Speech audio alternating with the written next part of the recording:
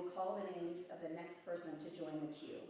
Our aim is to always have 4 speakers ready, 1 at the mic and 3 in line to keep things running smoothly. If you're in the auditorium and physically unable to come to the queue, please raise your hand when your name is called. I might also add silence your phones. Sorry. A city employee will acknowledge your location. When you hear your name called for your turn to speak, raise your hand again, and a city employee will come to you with a microphone and hold it for you during your comments. When it's your turn to speak, we ask that you begin by stating your name and the city where you reside. Please direct your remarks to the council and no one else. We insist on professional decorum throughout. Disruptions, disturbances, or any interference with the proceedings will not be tolerated. Our goal is to foster a safe environment for civil debate on this issue. If anyone cannot adhere to these guidelines, I'll instruct a police officer to address the matter, and under state law, that individual may be asked to leave the premises. For clarity, disruptions include any conduct that is violent, threatening, abusive, obscene, or that endangers the safety of oneself or others. Additionally, we ask all attendees to refrain from clapping, cheering, booing, or any other reactions that signify support or opposition to a speaker's remarks. If you'd like to still make your opinion known without speaking, we're happy to accept those forms throughout the evening. Our city employees are currently organizing them and will continue to do so as we proceed through the meeting. From time to time, our executive assistant, Cricket Moore, may come to the stage to deliver batches of these organized opinion forms to me. This won't delay or interrupt the meeting. It's simply a way to ensure we receive and consider your abundant input. We recognize that there are strong feelings on both sides of this proposal, but tonight is Broken Arrow's chance to set an exemplary standard for how a community can come together, peacefully discuss differing viewpoints, and reach a solution. Let's commit to being courteous and professional towards one another, fostering productive dialogue this evening. And at this time, I will ask Vice Mayor Johnny Parks to call the names of the first 4 speakers to make their way to the reserved seats to my left and to wait for the public comments portion of the meeting. She's doing that just to take a rest. Doug Townsend from Broken Arrow, Oklahoma. Katie Ives from Broken Arrow, Oklahoma. Billy Jack Hirsch, H-U-R-S-H, I believe, from Broken Arrow, Oklahoma. And Steve Swagger from Broken Arrow, Oklahoma. If you 4 will go over there, they will get you in line for us.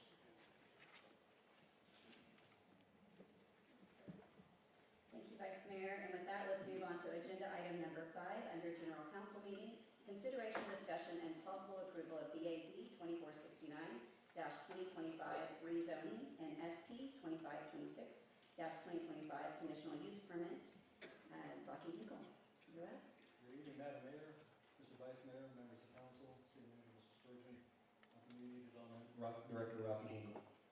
Before you tonight is an application for the consideration of a property rezoning and the consideration of a conditional use permit for a place of assembly. First slide, please.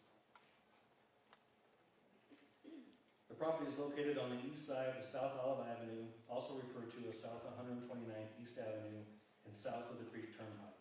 Next slide, please. This property is approximately 15 acres and has a land use designation of level 6 for the next comprehensive plan that was adopted by City Council in 2019. Surrounding properties have the following land uses as identified by the next comprehensive plan adopted by City Council in 2019. To the north is comprehensive plan level 6, which is greenway and floodplain. It is the zoning of agriculture. Its land use is vacant. To the east is comprehensive plan level 6. Zoning is agricultural, land use is vacant. To the south is level 3 and greenway and floodplain. Zoning is agricultural, land use is place of assembly with specific use permit 175. To the west is level 6 and level 3, agricultural, it is a single family residence and vacant land. Next slide, please. The property is currently zoned A1 agricultural. BAZ 002469-2025 is a request to rezone the property from A1 agricultural to CG commercial general. Comprehensive plan designation level 6 supports commercial uses. Show the request to rezone the property from A1 agricultural to CG commercial general complies with the next comprehensive plan adopted by the City Council in 2019. Next slide, please. can see here in the slide, from the bottom, fourth row from the bottom, you see the commercial general district. If you go all the way over to the right, level 6, you go down and you see that commercial general is allowed in level 6 for the next comprehensive plan. Next slide, please. As part of this application, SP-002526-2025 is a request for a conditional use permit for a place of assembly.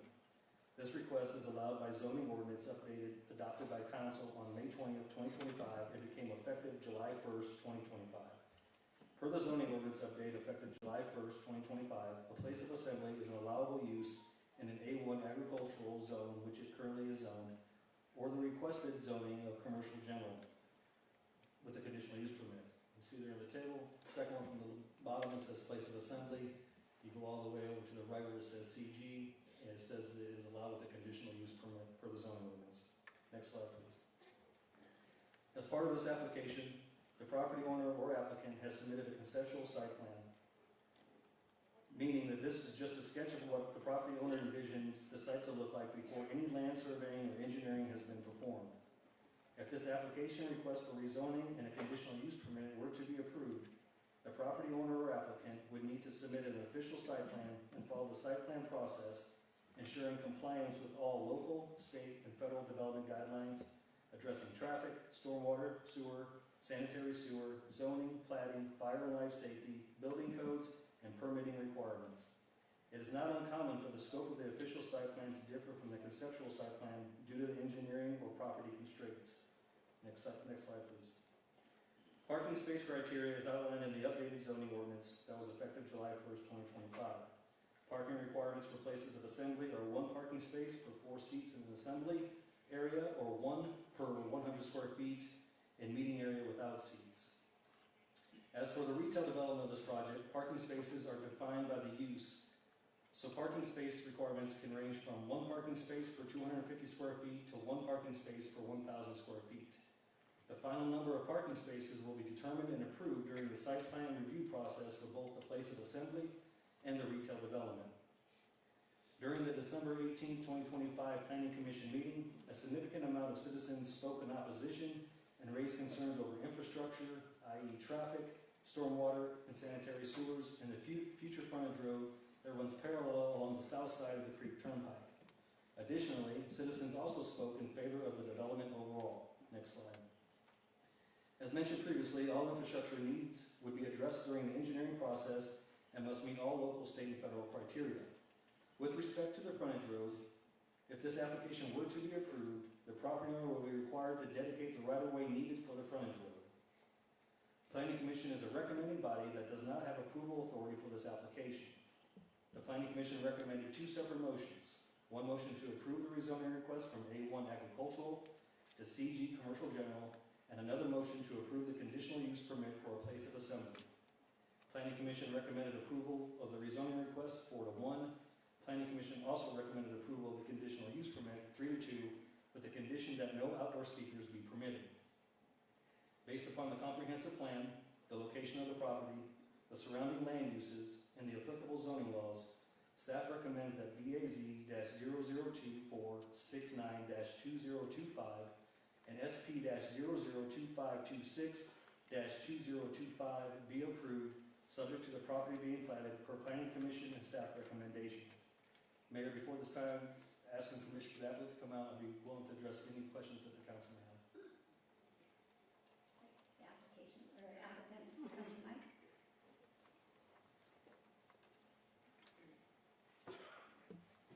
Tall guy. Want to proceed?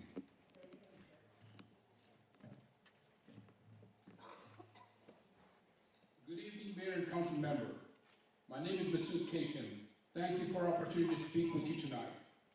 I serve as the Asian Affairs Commissioner for the City of Tulsa, a member of the YWCA Board of Directors, and the Mayor Police Community Coalition.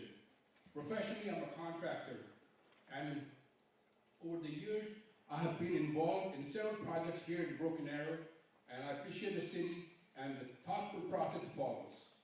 I have also served as the chairman for the Islamic side of Tulsa for over 4 years. In the 2014, while serving in the city, serving in the role, we established a simple long-term vision to responsibly purchase a land for future expansion, so our community could continue practicing its faith and serving the broader public. That vision has never changed. Our logos carries a simple message: IST serving community. That is who we are. I recognize that the Planning Commission meeting was long and emotional, and the many fears were expressed, but fears cannot be the standard by which we govern. Facts, fairness, and consistency should guide us. Our country has long-standing protection to ensure that religious communities are treated fairly in land use decisions, so that the cities can apply zoning rules consistently and repeat responsibly to all faiths. I would like to briefly address some of the concerns they were raised. Regarding property values and traffic, places of worship, churches, synagogues, and mosques are recognized community uses and are not shown by evidence or experience to reduce property values. In many neighborhoods, they provide stability, long-term stewardship, and provide positive engagement. This is not a commercial operation. Activity is predictable, limited, and concentrated at specific time.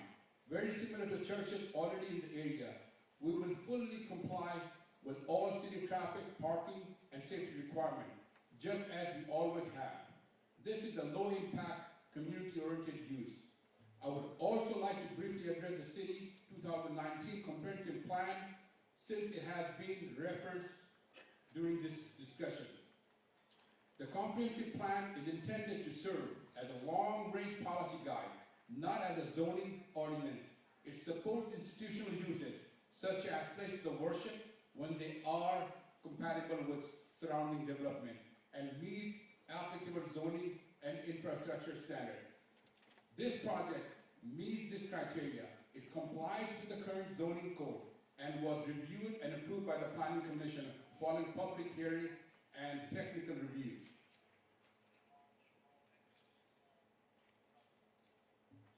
Matters such as traffic, drainage, access, and site design are addressed through the city-established engineering and permitting process as required for any development of this type. While the comprehensive plan discusses frontage road as a long-term consideration for future commercial corridors, it does not require a frontage road for an institutional or religious use, nor does it prohibit otherwise compliant development in its absence. For this reason, approval of this application is consistent with both the zoning code and the intent and guiding principle of the City of Broken Arrow 2019 Comprehensive Plan. Muslims have been part of the Oklahoma story for generations. In 1959, Dr. Nazi Zaidi performed Oklahoma's first cardiopulmonary bypass surgery, and in 1984, he performed the state's first heart transplant. Just last month, the City of Tulsa honored Dr. Kamran Muhammad, the cardiologist, with the Luminary Award to the Champion of Workforce Development. Today, Muslim physicians, nurses, engineers, business owners, and educators serve communities across Oklahoma, people who are the families, who care for the families every day. Our faith teaches us service to others, regardless of religion or economic status. Over the years, our charity works feeding the homeless, running food drives, supporting families in need, and cleaning public places led a local Catholic congregation to support our effort. That kind of trust across faith speaks to who we are. Council members, we are asking for nothing more than what this country promises: the freedom to worship peacefully and to contribute positively to the community we already call home. Regardless, religious freedom does not exist only when it is comfortable or popular. It exists precisely for moments like this. Tonight is not just zoning, it is about who we are as a community. We respectfully ask the council to affirm the zoning approval and allow this compliant, low-impact place of worship to move forward. We are here to be good neighbors, to serve and to build surroundings that reflect the values Broken Arrow stands for: fairness, inclusion, and respect for the rule of law. Thank you for your time. I'm going to ask Nicole from Wallace Engineering to come here and present. Thank you very much.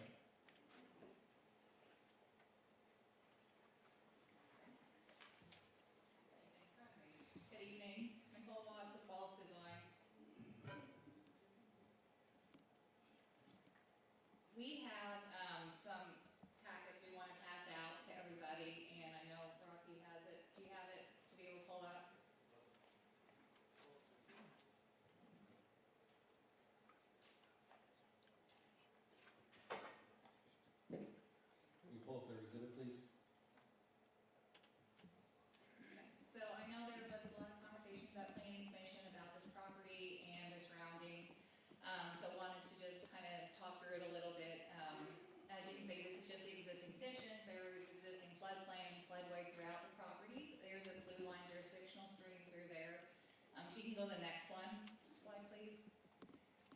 So, we love architects, but we also love engineers too, who actually look at code, look at the codes and understand what needs to be done. And so we took another look at the site plan from what was submitted. As you can see, the hatched area on the west, the north, and the northeast, that's the right of way that's going to be required to be dedicated for the access road. That is part of the comp plan, that will be part of the development. As you can see also that the parking lot has been greatly reduced, as Rocky had stated. Parking counts are 1 per 4 seats or 1 per 100 square foot of building. So with the proposed building that's being looked at, we're about 150 to 200 spaces that would be allowed by code. As you know, Broken Arrow allows 125% maximum parking count as well. So anything above that would have to come back to the city to ask for an increase. So looking at this is more of what would be allowed by code, parking-wise and everything like that. We also show a detention pond. We know that all development requires detention. State statute requires that we aren't allowed to increase any, discharge anything more than what the existing property discharges now. We propose a detention for the whole thing to do that. We know that there's issues downstream that, people have talked about. There's, issues that way. There's a possibility that with the development of this, that could help the people downstream. We've worked with different developments in Broken Arrow where, yes, we know that this might impact us here, but if we do something a little bit more, it might help the community down, downstream. There's definitely properties to the east that we've had discussions that possibly we can look at helping in, the flooding downstream. But we know that nothing can be developed in the floodplain, in the floodway, unless you go through FEMA, the Corps of Engineers, because that's jurisdictional streams and everything like that. So just kind of wanted to get it out there that I know the first site plan was like mass, and then, once we started looking at it, this is definitely a reduction of what would probably be built, constructed closer to that. And again, it'd be in phases. Utilities, we know there's no sewer out here.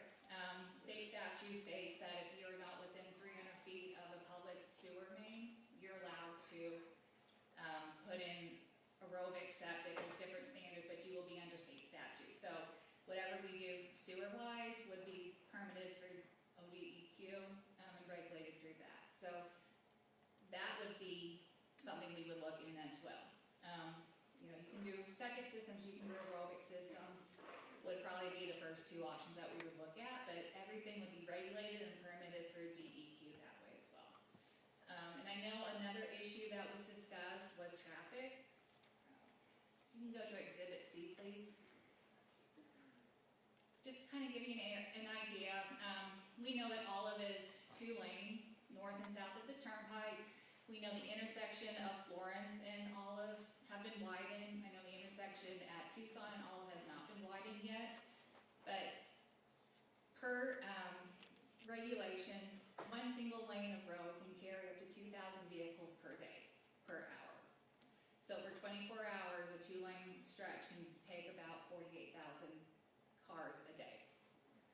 The traffic counts that we got from INCOG, we are, it's Exhibit E.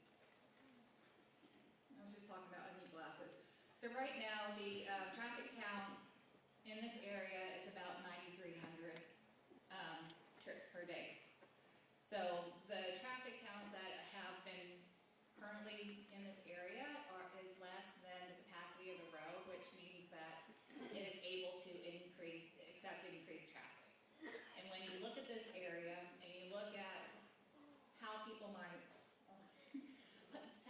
will leave this site, majority of the people will probably be heading north. If you look at kind of the infrastructure, if we go back to Exhibit C, thank you. Looking at that, we know 2 miles south, you've got the Arkansas River. Most of Broken Arrow, Tulsa, you're going to be heading north. You've got the Creek Turnpike just right to the north of this site. So when people are exiting, they're going to be heading north to the Creek Turnpike, to other public streets, and dispersing. And as we stated, most of the impact will be Friday afternoon, 1 to 3 o'clock in the afternoon when people are at work, school. It's not at 5 o'clock, 6 o'clock when people are trying to come home in this area. I know this area gets congested at 5, 6 o'clock when people are coming off the turnpike heading to their homes. But thinking about the traffic counts and how everything's moving, it is definitely an offset from when the peak times are going to be seen. So looking at traffic and the amount of people that we are looking at, it's not, I don't think, in my opinion, I don't think it'll be adversely impacting all of. Just make sure. So I just wanted to, kind of bring up, I know there was a lot of conversations, I was hoping we were hitting most of the, the concerns that came up at the planning commission. The site plan, the traffic, the flooding, the utilities and everything like that. Obviously, we will work with city staff, if this, project to be permitted and, to work through to get it all of that. One other thing I wanted to hit before I sit down, exhibit.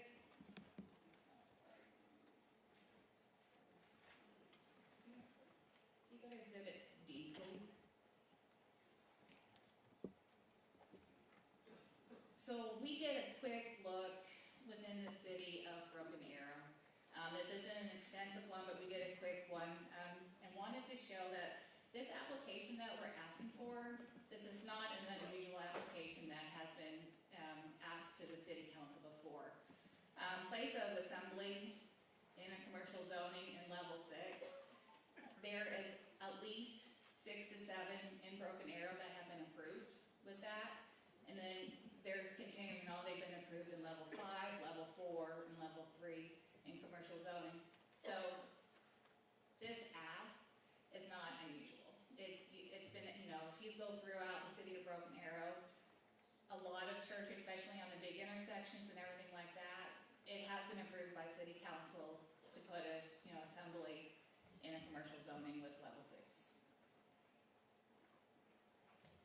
Here, if you have any questions. Yes, the plat that you showed, that was all the phases included? That was all three, yes, all 3 phases, I thought you yes. said that.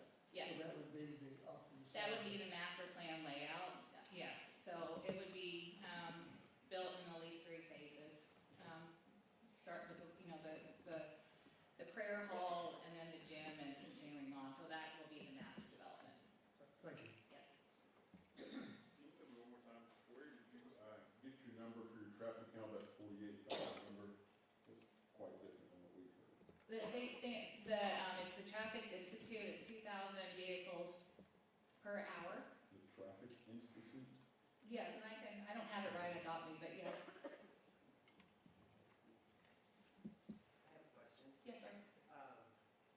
Could you go back and talk on the number of parking spaces again? Yeah. For me on the, Sure. If we want to pull up the site plan again, so the zoning code is 1 space for every 4 seats or 1 space for every 100 square feet.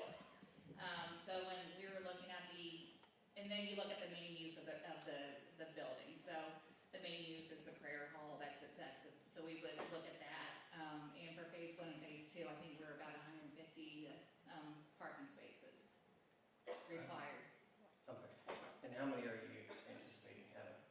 Whatever the code allows. So, so we're, obviously, we would do what would be allowed, and we're allowed to go up to 125% of what the zoning code allows. The reason I was asking that was based on the prior mock-up, Right. it was saying 726 Yes. spaces. Yes, yes. And then, so I used some of my fancy Oklahoma math and went back and added up the numbers that were on that, and it came up to about 963. For parking spaces? Yes. And I can show you how that number, I came up with that number. But the question is, let's say it was a 724, how are you thinking 724 to 150? I don't believe it's 724. I mean, we counted we did both parking counts. We did it for prayer mats and then also the square footage of all the prayer halls. And we came up with about 150 spaces that would be required by the zoning code. Does that include if the commercial piece is a phased part of it? Would the commercial piece be right now, be parking in the beginning, additional parking? I don't believe so. I believe the retail would be a future development. Right. So are you asking, would we build the parking lot and not the building? No, I'm asking you if it's going to be phased. Right. Obviously, you would Yes. build the other structures first, and then Right. at some point you would come back to the commercial. Yes. Well, would you use that property that the commercial piece is going to Okay. go on? Would it be concrete for more parking spots, or would it be just raw land It until? would be raw land. It would not allow to be paved by the city Okay. for overflow parking. That would not be allowed by the city to do that. Thank you. You're welcome.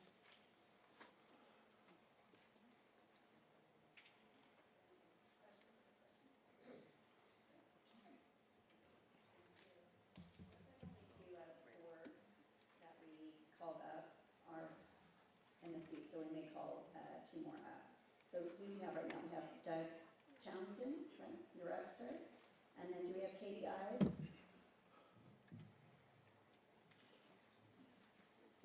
Okay, and we've gone. Billy Hirsch, okay. And so, will you call two more? Alijeh, I think, Shion. Sean? Is that her? Okay, good. Lindsay Russell?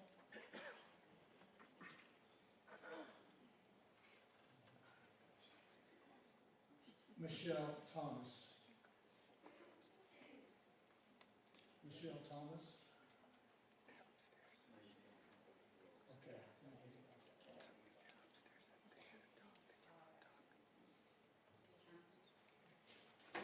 Good evening. My name is Doug Townsend, a Broken Arrow resident for over 20 years. I'm a Christian preacher's kid who grew up with many people who loved others well, but also many people who hated well, especially if others believed differently. Not unlike the people in Jesus' hometown who raved about his first sermon recorded in Luke 4 until he brought up the outsiders, and then they wanted to kill him. I'm convinced that Jesus really meant what he said when he answered a question directly, a rarity for him. Jesus said all of the law and the prophets summed up in love God and love others as you love yourself.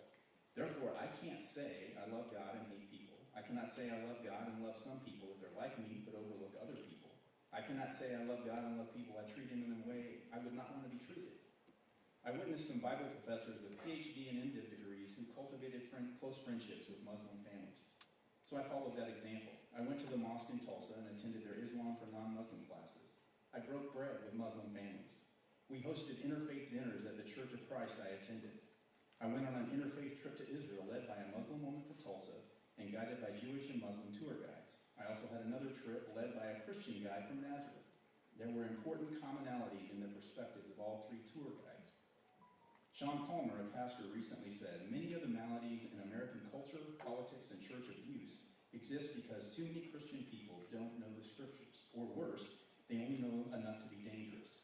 Too many Christians are left to treat immigrants, the poor, the religious other, and many other minorities, not by how the scriptures instruct, but by how their politics demand. Because we don't know the scripture, what the scriptures teach. Those scriptures show Jesus loved those whom society hated. He didn't play by society's rules, and those in power, the empire, the religious leaders, they killed him. When they did kill him, he responded with a message of forgiveness for them, a direct example of what he meant when he said, love God and love others as yourself. I cannot find scripture that allows me to exclude any human from that command. Now, I could choose to align myself with religious people who are asking the empire to vilify my Islamic neighbors, or I could choose to follow the command and speak up for them. I choose to follow Jesus. As you listen to all the comments, please weigh them in the light of love God and love others as you love yourself.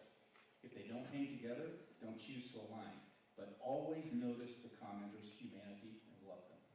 All the law and the prophets then and now must hang from that commandment. I'm here choosing to stand with my Islamic neighbors. I love you and you belong in this community. City Council members, would questions regarding septic leach fields, traffic access, or future zoning plans prevent a request to build another Christian church? I close with this quote from Dr. Cornel West. Justice is what love looks like in public. May you have the courage to use justice and love in this public place. Thank you.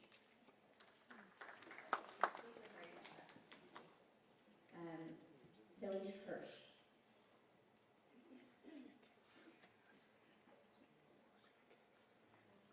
Good evening. My name is Billy Hirsch. I am a resident of Ward 2 in Broken Arrow and a member of Fellowship Lutheran Church in Tulsa. I also happen to be a police officer. And to be clear, I speak tonight only in my capacity as a private citizen. I want to share my experiences from work with you, but I'm not speaking on behalf of anything or anyone other than myself. For 13 years, I've served with a municipal agency in this area, and for several of those years, I was assigned to patrol an area where there happens to be a mosque. During those years, I responded to hundreds of incidents, many of them violent in that area, and the notable thing I want to share with you is the number of those incidents that were caused by people from that mosque. That number is 0. I honestly can't think of a single occasion where that mosque or the people attached to it caused a problem for anyone. The people of that Muslim community conduct themselves with grace and dignity. They treat law enforcement with respect and are often more cooperative than average as witnesses. They are good neighbors. And this came as no surprise to me because that's how basically every church functions. Churches are one of the places where communities knit themselves together. And in my experience, people that feel more connected are less likely to commit crimes. At their best, churches bring out their best in us. And that's all a mosque really is, just a church with a different name. I can't help but think that if this zoning were for a Lutheran church like mine, this discussion wouldn't be playing out with so much attention. I think Broken Arrow would be a stronger community with this mosque. Our city would benefit from more places that bring people together and remind them that they are not alone in this world. We are all in this together. If we choose to exclude our neighbors who pray a little different from us, we'd be the poorer for it. Thank you very much for your time.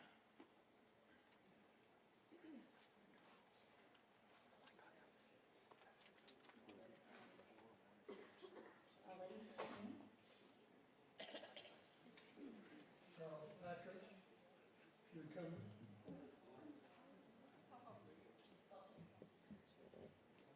Sandra K. Rana, R-A-N-A.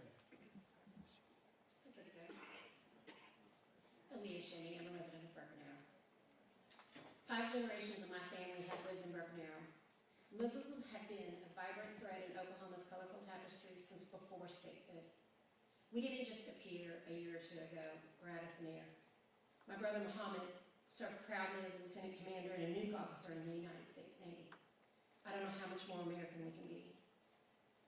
We are your nonprofit leaders, community service partners, veterans, and active duty military members, medical providers, educators, engineers, first responders, firefighters, entrepreneurs, business owners, and students.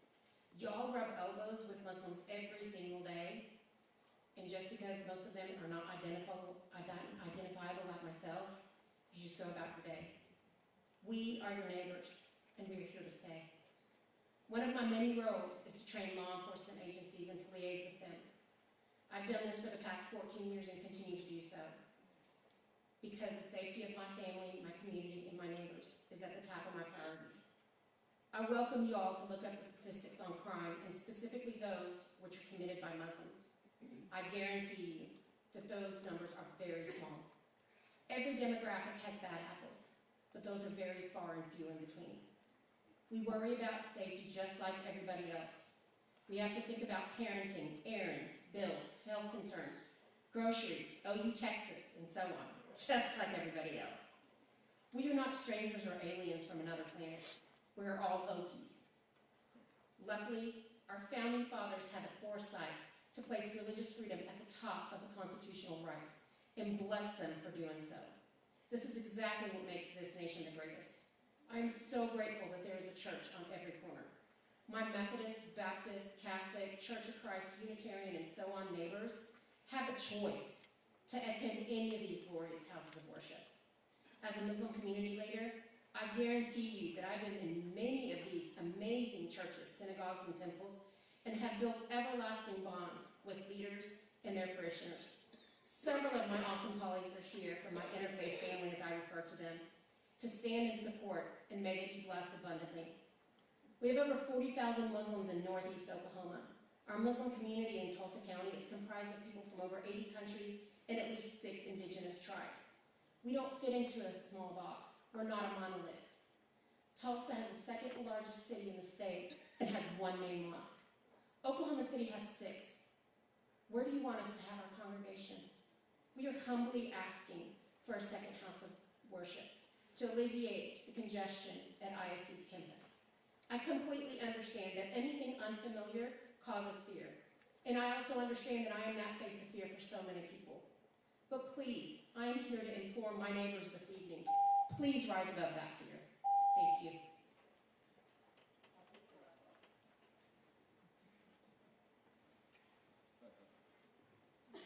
Good evening, Mayor, Vice Mayor, City Councilors, and City Manager. I'm Linda Russell, a Broken Arrow resident. I want to briefly explain why this project raises serious concerns and why caution is warranted. In August 2014, the Islamic Society of Tulsa purchased the property at 116th approximately and South 129 for $625,000. And just 3 months later, that property was transferred to the North American Islamic Trust, or the NAIIT, through a private transaction. No closing company was listed and the sale price was not disclosed. NAIT is a 501c3 organization founded in 1973 by members of the Muslim Students Association, including individuals later identified as key architects of the Muslim Brotherhood's American infrastructure. These same founders helped establish organizations such as the Islamic Society of North America and the International Institute of Islamic Thought. According to FBI investigations from the late 1980s, NAIT and ISNA were identified as Muslim Brotherhood front groups, with internal documents indicating that IIT operated under Brotherhood control. While NAIT is not classified as foreign-owned, it reportedly receives significant overseas funding, particularly from Saudi Arabia, and its own website confirms that it follows Sharia-compliant financial practices. In 2007, NAIT was listed among 246 individuals and organizations named in the Federal Holy Land Foundation trial, which involved providing support to Hamas, a designated terrorist organization. CAR was also listed in that case. NAIT and CAR later sued to have those designations removed, but the court declined, with the U.S. District Court judge stating the designation was appropriate based on the evidence presented. More recently, in November 2025, Governor Abbott declared the Muslim Brotherhood and CAR terrorist associations, which also Governor DeSantis did in December. NAIT, which owns the property in question, has been repeatedly linked to both organizations. Oklahoma Attorney General Getner Drummond recently stated that given the realities of global terrorism, there can be no compromise on public safety. Our state has already experienced extremist threats, including a radical Islamist sentence for plotting mass murder and historical connections between Oklahoma and the 9/11 hijackers. City councilors, this is why we're having this discussion. When an organization has been repeatedly connected by court rulings, FBI investigations, and public officials to extremist groups, caution is not fear-mongering, it's common sense. I urge you to carefully consider these facts and make a decision that prioritizes Broken Arrow citizen safety, security, and trust of our community. Thank you.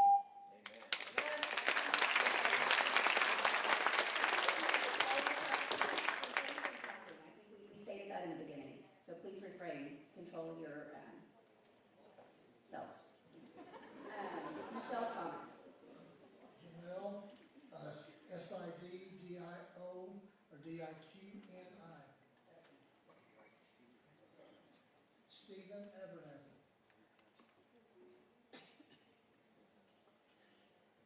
Hi, Michelle Thomas. I'm sorry, I just walked and I was outside, so, okay, there we go. I'll be short and sweet. I was raised in a Christian home. I went to Christian University, and I've been in church my whole life. And I used to be afraid of people who were different. I remember asking my parents when I was young, what do I do when I meet people from different religions who know their scriptures better than I do? And my parents challenged me to rethink my thinking, but I still just continued to be afraid of others who were different because of a lot of publicized just propaganda, honestly. And I just am here to say that I understand where a lot of people are coming from with fear, but I also have friends who are Muslim and who introduced me to a different way of thinking, and I just really hope that you will, I understand there are a lot of different pieces and a lot of different stats that people are bringing up, and I don't have those stats with the zoning and the you know, conversation around parking and the water overflowing, all that.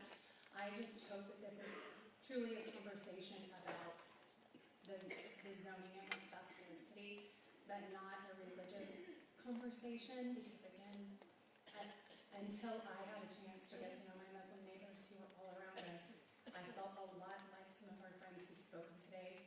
And so I'm just asking to please try to set that aside and understand that our Muslim neighbors are medical professionals, they're teachers, they're nonprofit organization leaders, and they're all around us. And until we get to know people who are different from us and break down those walls of understanding, we're just going to continue to live in fear of each other. And so I just am asking the council to please consider that in your decision. Thank you. Charles Patrick? Now Jamal, S-I-D-D-I-Q-N-I. Siddiqui. Siddiqui. Siddiqui, yes. Oh, sorry. Okay, you're controlling it with a Q. Just move in a Q. Yes, Charles Patrick is up next.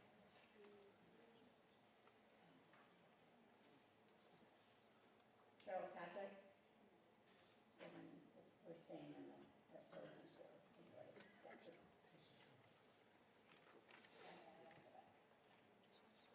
Abernathy? Both of those were signed up. Karen Abernathy, Karen Abernathy. All three of those. We're going back and forth, opposed and for. So, Christy Gillespie. Thank you. That's why I'm trying to catch up. Thank you so much. Christy Gillespie. Yes. You're in the, She's up because there's no more for me. So, and then save you.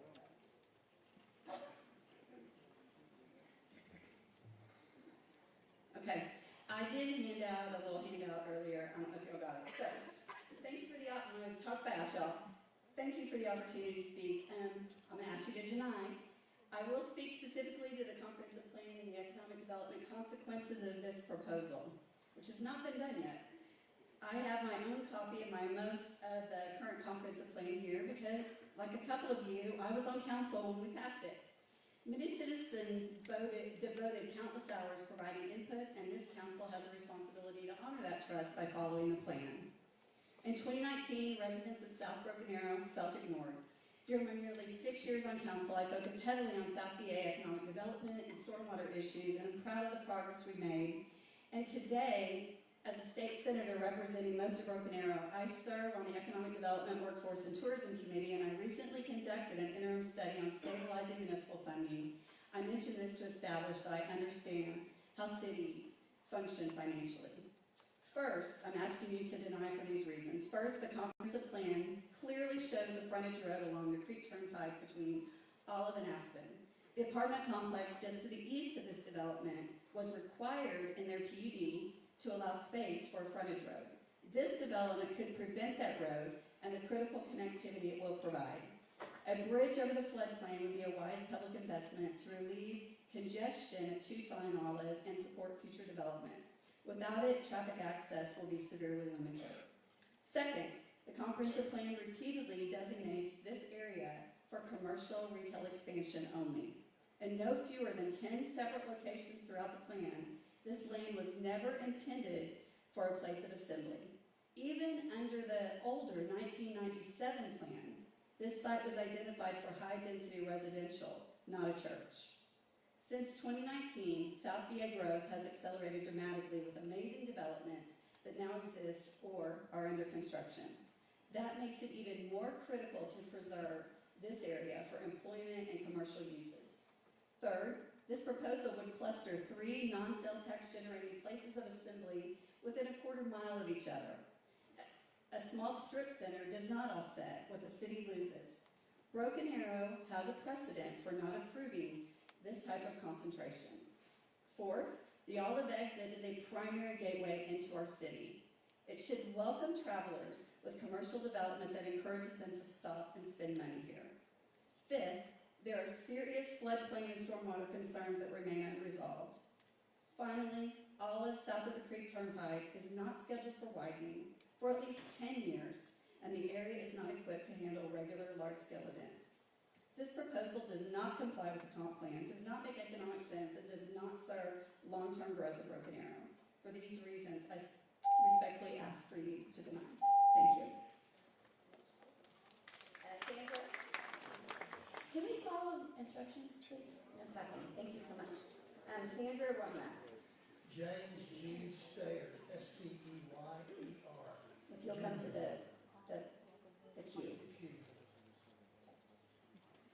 Thank you for giving me this opportunity to speak. I understand that this may be a normal proceeding for most people since this council or councils prior have already approved more than 90 places of worship in Broken Arrow, and as recently as November approved another one. This is our one opportunity to have one mosque in Broken Arrow. I have a legacy in the state of Oklahoma. My great-great-grandmother and my great-great-grandparents came here as a removal from Kansas to Oklahoma. I have 5 generations of my family buried near the South Canadian River where they were transported to. With them, they brought their religion with them, priests and nuns who later built Sacred Heart. I too would like that choice for freedom of religion in the place that I work and live. As an adult, I made the choice to live in Tulsa County, and I have contributed to that by building a home, building a family, working in this community, both in profit and in nonprofit organizations. A place of worship is something that is guaranteed to us in the Constitution, and I wish to remind the City Council of Resolution number 319, in part which reads, whereas the United States was founded upon the concept of mutual respect, human dignity, individual worth, and the equal protection of laws, and further, the 20th century saw a continuing struggle with major progress and outlying discrimination in its myriad forms, and most Americans support individual freedom for all American residents, with persons of each ethnic, racial, or religious background contributing their best elements to the diverse and evolving culture of the country. And whereas, be it therefore resolved by the City Council of Broken Arrow that I, Mayor Jim Reynolds, thereby call on all citizens to exercise tolerance and contacts with all people of a differing race, ethnicity, or religious belief. I fully call on all citizens to exercise vigilance in the protection of human rights generally, and with particular care for the protection of the rights of minorities who may be the most vulnerable. It was dated and signed October the 1st, 2001.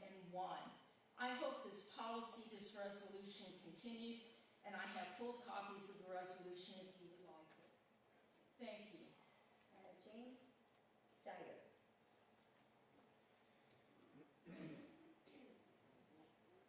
Brooklyn Forbes.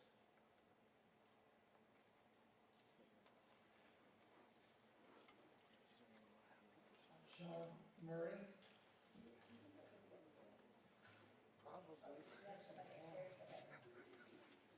Sean Murray, M-U-R-R-A-Y.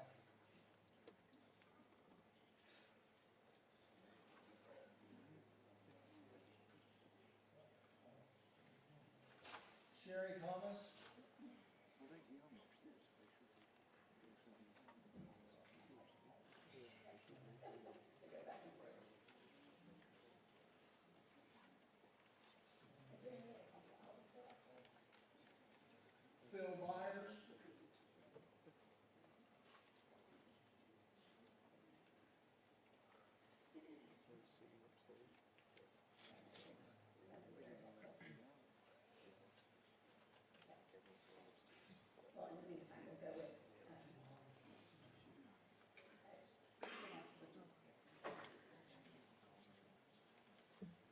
nice to see a lot of you. I know a lot of you are already my patients, and so hi again. If you are not my patient, I'm an ophthalmologist who lives in Broken Arrow, and I just want to say thank you for inviting me here and having followed us here. That was very kind of you to do that. So, and thank you to NSU for hosting as well. My great-great-grandfather was Jonathan Harrington. He fought in the American Revolutionary War, so my family has been here fighting for America for a long, long time. Somebody right behind me is also a Muslim Native American living in Broken Arrow. They outdo my family. My family only goes back to the 1600s. They go back before that. The other person that sits behind me is someone who served for one of the largest organizations in Broken Arrow, Flight Safety. He just retired after 39 years, a Broken Arrow Muslim, who actually lives right down the street from me. I saw online that there are a lot of people attacking Muslims saying we don't care about our veterans. I want to put that to bed right now. We had one person who has a family member who's a veteran. I have patients who work at the VA, and I ask them who is the best doctor at the VA, and they say Dr. Jamal Hyder, who is a primary care Muslim doctor and who lives in Broken Arrow.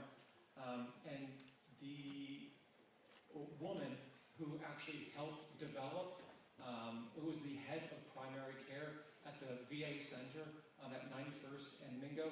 Her name is Dr. Saima Salim. She is a Muslim that loves veterans, has veterans in their family. So Muslims love veterans. We are veterans. So if there are any veterans out there, thank you for your service. The other comment I saw online was that we will not contribute to the taxes of Broken Arrow. My father-in-law, Parvez Zahir, just signed over $100 million deal with a foreign Muslim country to bring over $100 million to AG Equipment. So if you are employed by AG Equipment, you are employed because of my father-in-law, and you will have a long career at AG Equipment because of my father-in-law. He is also the one who brought UPS to South Broken Arrow, so he is also a businessman and a kind man to me as a son-in-law. Another thing that I find is that people think that women are oppressed. My wife, oh my gosh, good luck. She is on the board of Hall & Hall, so one of the largest Episcopal schools that is very highly respected, looks towards her for an opinion. She is also on the board of Tulsa County Medical Society, which serves our poor. She is also on the board of Tulsa Regional STEM Alliance, which serves our youth to help them learn science.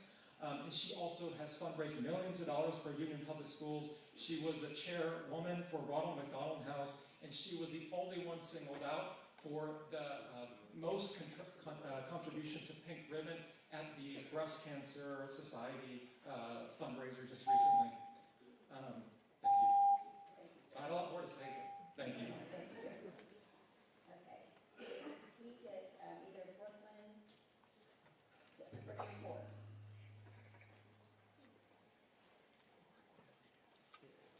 Hello. I'm going to ask you guys to vote no because the zoning ordinance of Broken Arrow states that the provisions of the ordinance are enacted to protect the public health, safety, and general welfare, as well as implement the policies of the Broken Arrow Next Comprehensive Plan. The placement of the mosque violates many of these provisions. Section 1-1-3 states that the provisions are intended to A. Promote a healthful and convenient distribution of population by regulating and limiting density of development. Around 1,500 Muslims attend the Tulsa Mosque weekly, with around 1,200 attending Friday prayer. With those numbers, you are inconveniencing the people of Broken Arrow and anyone who plans to visit. Even if you cut the numbers in half and say around 600 people will be attending, like the Islamic Society claims, it doesn't work. Especially when you take into consideration that their busiest time is around the time that people are driving to pick up their kids from school. There was a meeting right across the land designated for the mosque last week. It was a weeknight, and not only was the traffic bad, but there wasn't even 600 people there. Can you imagine how much worse it would be in the middle of the day on a Friday with more people?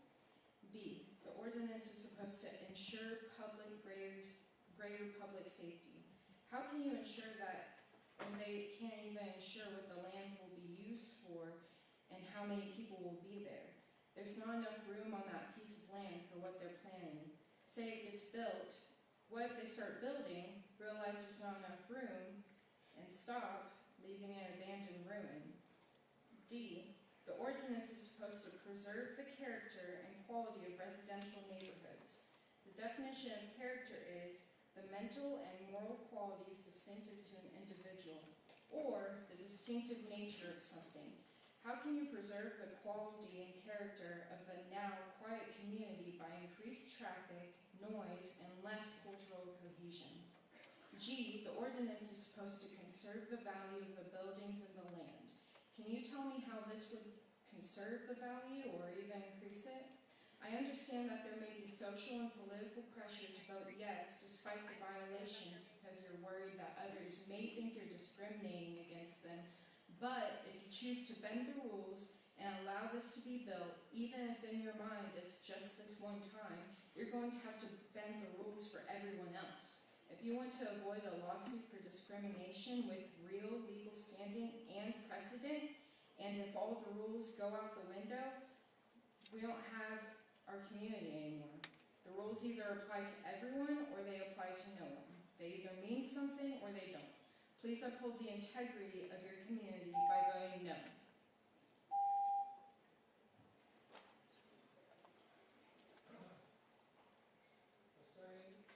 Colleen, K-A-L-E-E-M, or M. Hussein, Colleen. Is she in here? Or he? Whichever one. Clayton, Bowen, or Bowen? If you move when I call, we think that's you.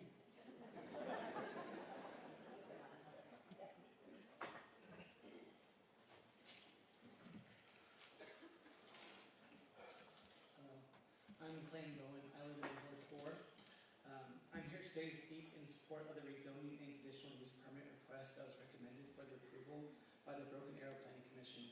As a member of the Broken Arrow Muslim community, the construction of this mosque would improve life for myself and my family to a great extent. The Muslim community of Broken Arrow is part of the fabric of this city. There are over 1,000 Muslims who call Broken Arrow home. We go to work, raise our children, and support our neighbors when they are in need or when times get tough. These are universal experiences that hold people together. Family, friends, and neighbors are foundational parts of our lives, and I know so many people in this room consider faith to be one of the most important ties to those that we hold dear. The ability to practice that faith is protected by the First Amendment, and it is right that I'm glad everyone has. My wife and I are expecting our first child in March, a baby girl.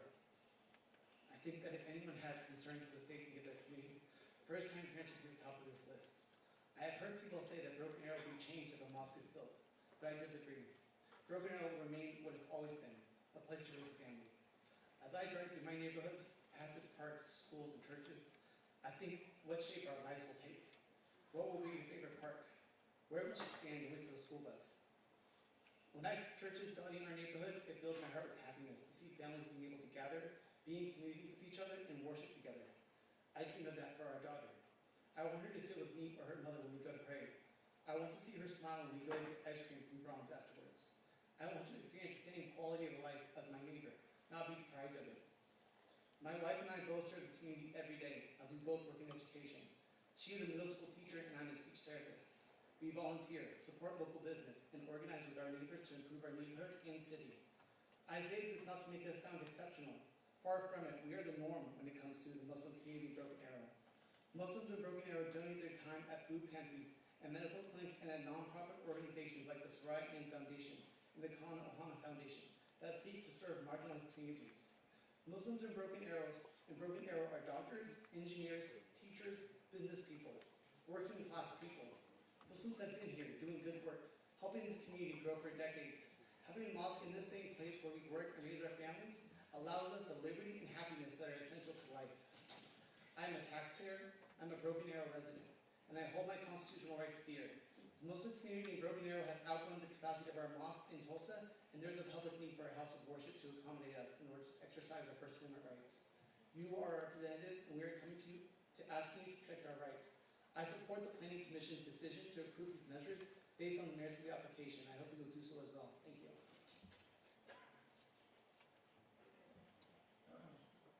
Last call on Sean Murray, S-H-A-N-N Murray. Okay. How about Hussein Kalem, K-A-L-E-E-M? K-A-L-E-E-M. He's coming down. Okay. Is he coming down? Good. Okay, so those two will be on the deck. Okay, you'll be on deck. Steve Swagger. Yes, sir, you're up.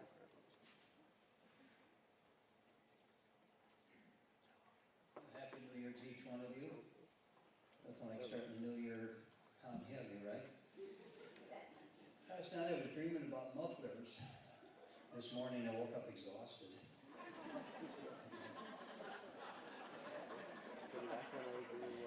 This happens.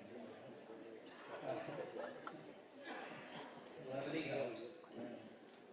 My comments tonight are not directed toward any one person or any one group.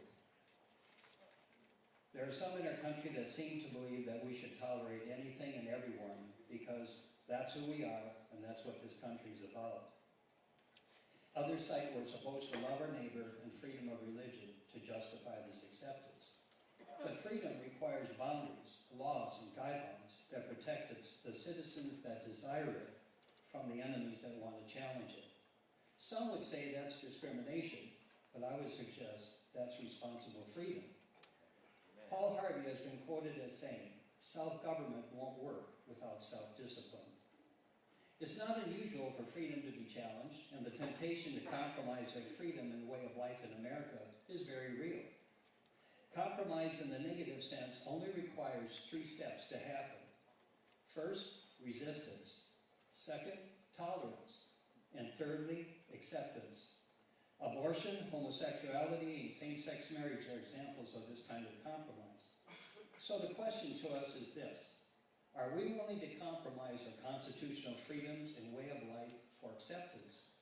If so, are we willing to live with the consequences of that decision? Thank you.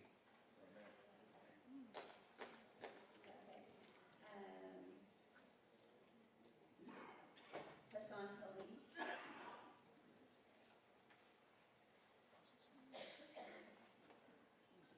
Thank you guys. Thank you very much. I'm gonna just tell you my personal story that will explain almost everyone who traveled all the way from different country to United States and the problems they face and the security and overall scrutiny we get. 2007 when I came over here, I remember after 35 hours of travel and 11 hours of jet lag, I was put into that room and was questioned and answered for 5 or 6 hours. From that point onwards, I traveled each and every bus to work hard and then supported my own family as well. I was married, did my residency, my fellowship, and then came over here in 2017. And then as a hematologist oncologist, worked for St. Francis for 5 years. Okay. In between, if you remember the COVID, and you know that as physician, I was in a hotel room for 6 weeks, didn't see my family, so that I could take care of all of you, everyone here, and including their relatives. Seeing 50, 60 patients a day, going home around midnight, waking up again at 5 in the morning, and staying in the hotel. I have a 3-year-old and a 7-year-old who have not seen me for 4 weeks because I was worried that they will also get the COVID. But every day I was available for my patients. Second, then I left and started the whole private practice, which is the only one in state of Oklahoma, private hematology oncology practice.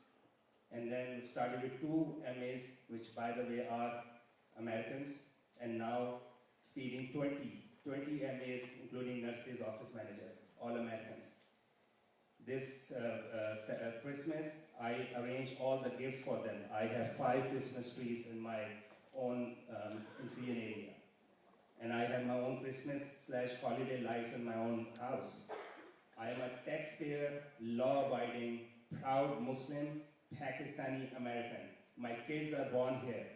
Any of one of you can tell me my son, who is 15-year-old, volunteering for the last 2 years and goes to that under the bridge and take care of the homeless people. I'm the only one in the private practice and have the most population of sooner care, most population of the Native Americans, everyone.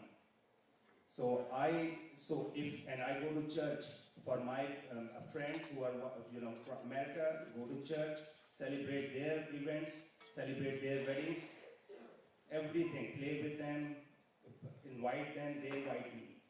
So all we are asking is, my parents, I'm the only one, I'm supporting my parents, 3 kids, my wife, and along with the 20 of the staff I have. All I want is my parents, when they are here, they need that, mosque so that they can go and worship. There's nothing more than that. Thank you so much. Thank you, sir.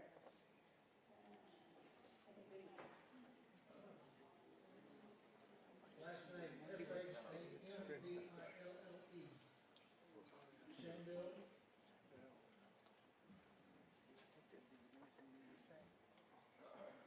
Are you in here? Namira? Newaz, N-E-W-A-Z. Okay, you'll be up on deck. Thank you.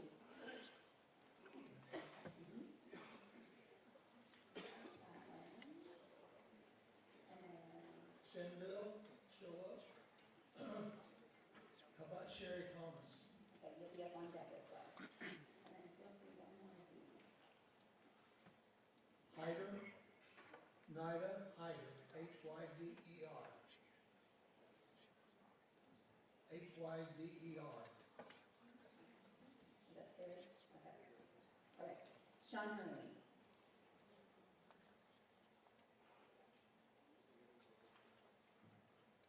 My name is Sean Murray. I don't have a whole lot to say except for I lived in Broken Arrow for almost 20 years. I was born and raised here, and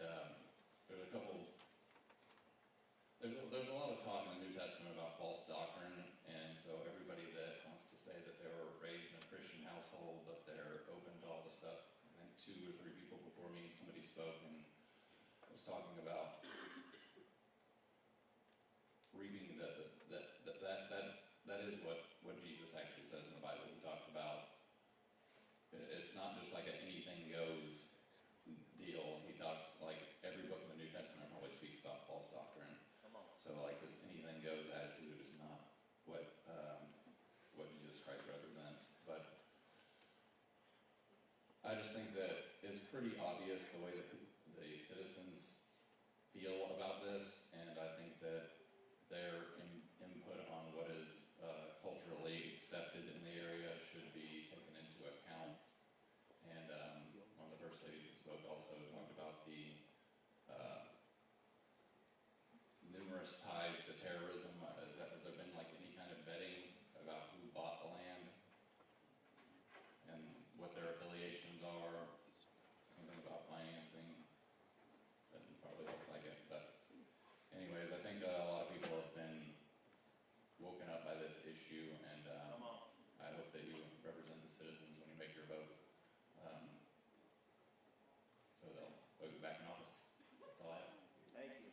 So there's someone that keeps saying, come on. If you could just keep your comments to yourself, that'd be great. Thank you. And next is Namira. Yes, sir. From me. If you come up to the front of the microphone, if I could ask you to do us a favor, and if you would please keep your hands out of your pockets, because it makes my friends in blue a little bit nervous when your hands in your pockets. And for your safety and ours, that would be appreciated. Thank you.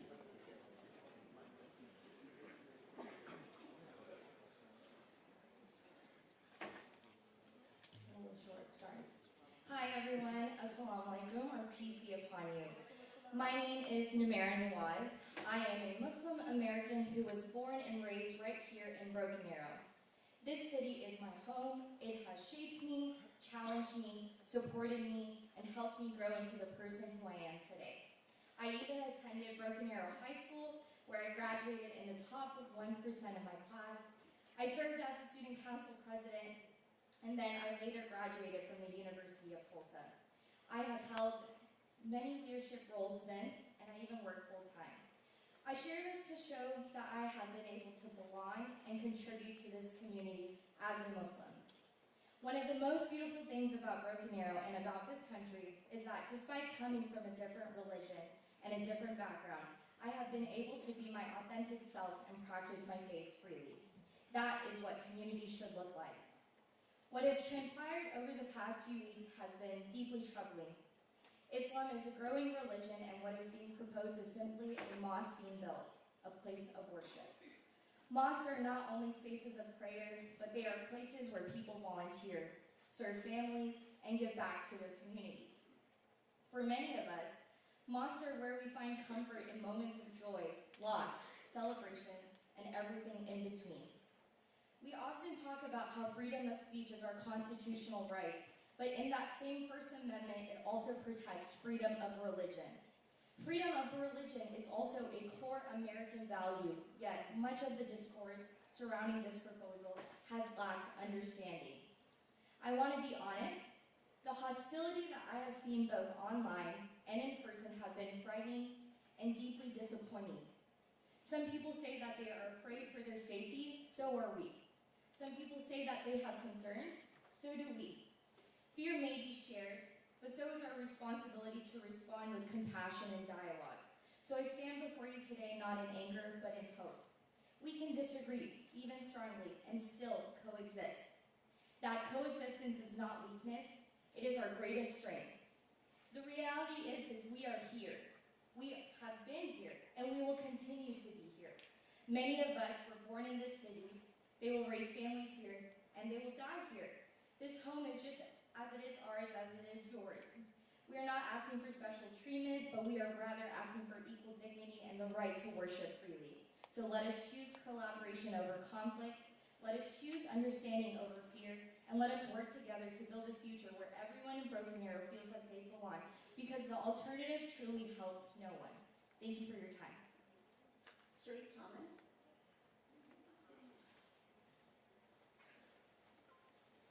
Jen Thomas, I'm from Broken Arrow. I probably have 10 minutes of stuff to say, but I will make it very short. For brevity's sake, I will be direct with no sugarcoating. Please take what I say with the spirit I intended. I want the City Council to protect the rights of Broken Arrow citizens and challenge the City Council to be courageous enough to do the right thing, not the politically expedient thing. The proposal needs to be resoundingly voted down. The Planning Commission did you, our city councilors, and the citizens of Broken Arrow a great disservice by even allowing this to move forward. It was strictly a virtue signaling maneuver. They had no sound reason to pass it other than cowardice and to virtue signal, and many solid reasons to deny it. Thank you for the one lone voice that voted against it. First, the elephant in the room, which everybody's already addressed. Nate, there are connections. Now for the more mundane issues. This should have never been passed. Zoning for agriculture should have stayed the way it is, because keeping it large-scale retail development is good for the city for the long term. It cannot be sustained otherwise. Let's see here. The mosque cannot pay for it with their proposed facility. The citizens of Broken Arrow will bear the burden of funding all of the infrastructure improvements to make this happen. And they will get zero benefit for it, and yet they will have to pay for every single dime of the sewage and the land. That's not sustainable.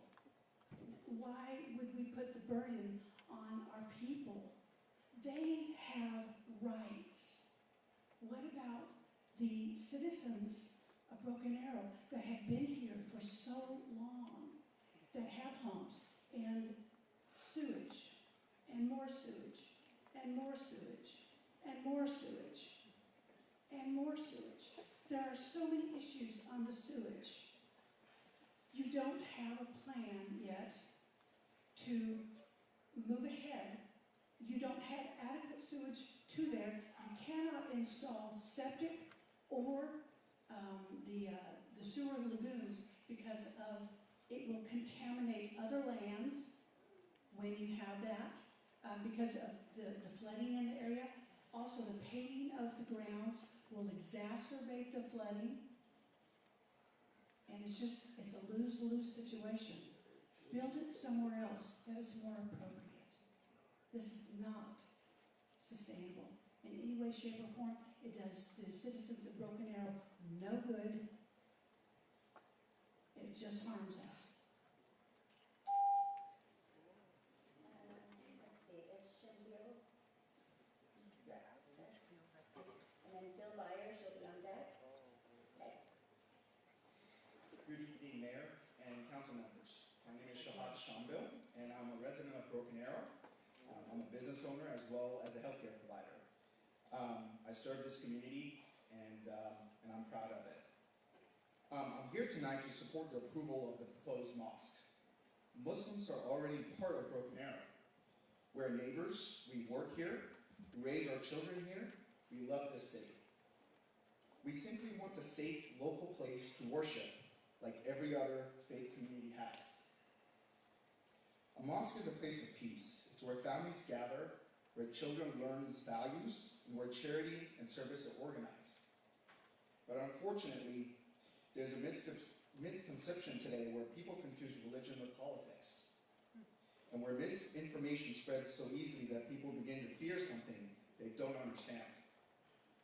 That's not who Broken Arrow is. That's not how decisions should be made. This is a constitutional issue. The First Amendment protects freedom of religion for all Americans. City decisions should be based on zoning facts, not fear, misinformation, or bias toward a religion. This council should make decisions based on facts, fairness, and the constitutional right. So tonight I respectfully ask you to approve the mosque, because if freedom only applies to some people, then it really isn't freedom at all. Thank you. Bill Byers. And then as Mr. Byers is coming up, let's get some more on deck. Nita Hyder, okay, she's on deck. Therese Lawless. Lawless. Therese, T-H-E-R-E-S-S, Lawless. And Just then make sure they heard it. Chris Lawless as well. And then one more from me. Yasser H. Khan, K-H-A-N. All right, Mr. Byers. My purpose here tonight is only to summarize what was said on the January 6th meeting with a few additional points. The key zoning issues that were discussed both by residents of the area, Mr. Oldham, Dom, and Senator Gillespie are as follows. There are conflicts with the BA comprehensive plan. The mosque will prevent already approved frontage road that was intended for businesses to increase funds through sales taxes, which the mosque can't generate. The traffic backup and congestion are already bad at Olive and 121st, and the mosque will make it worse. The comp plan does not allow for the road expansion for 10 years. Sewage and water runoff will be a problem due to large parking area plus area needed for septic system and leach field with marshy areas and stormwater issues already a problem. Several people have discussed that they checked the layout needed for the mosque and it exceeds the available area. So the applicant is requesting special use that does not align with the current comprehensive plan. At this time, the plan recommends retail for this property, which does align with the long-term vision for the area, and the proposed septic leach fields raise doubts about compliance with DEQ standards. There are reasonable concerns that should negate placing a place of assembly on this parcel of land. Before voting on this project, the city engineer should conduct a thorough study of these issues, especially when we believe that at least 70% of the VA citizens, when given the facts, would oppose the mosque. Please at least table this discussion to give the engineering and construction group time to evaluate the traffic, sewage, and available acreage needed for this project. In closing, we ask that you do not bend any rules or forsake needed future projects to open the way for a mosque. While there are some exceptions, the great majority of Muslims do not seek to coexist, and this is clear from so many incidents we have seen across our country and around the world. This desire not to assimilate and not to coexist has been apparent since 640 AD. This ancient struggle between the Christians and Jews is laid out in the Quran and the 100-year plan of the Muslim Brotherhood. Please give A.G. Drummond time to investigate the ownership and funding of this land and the future mosque and its possible link to Muslim Brotherhood, which both Texas and Florida have designated as a terrorist organization. One other thing, I heard somebody mention that the majority of the people who spoke on December 18th were for this project. My wife and I listened to all of these, and that's not true. Anita Hyder?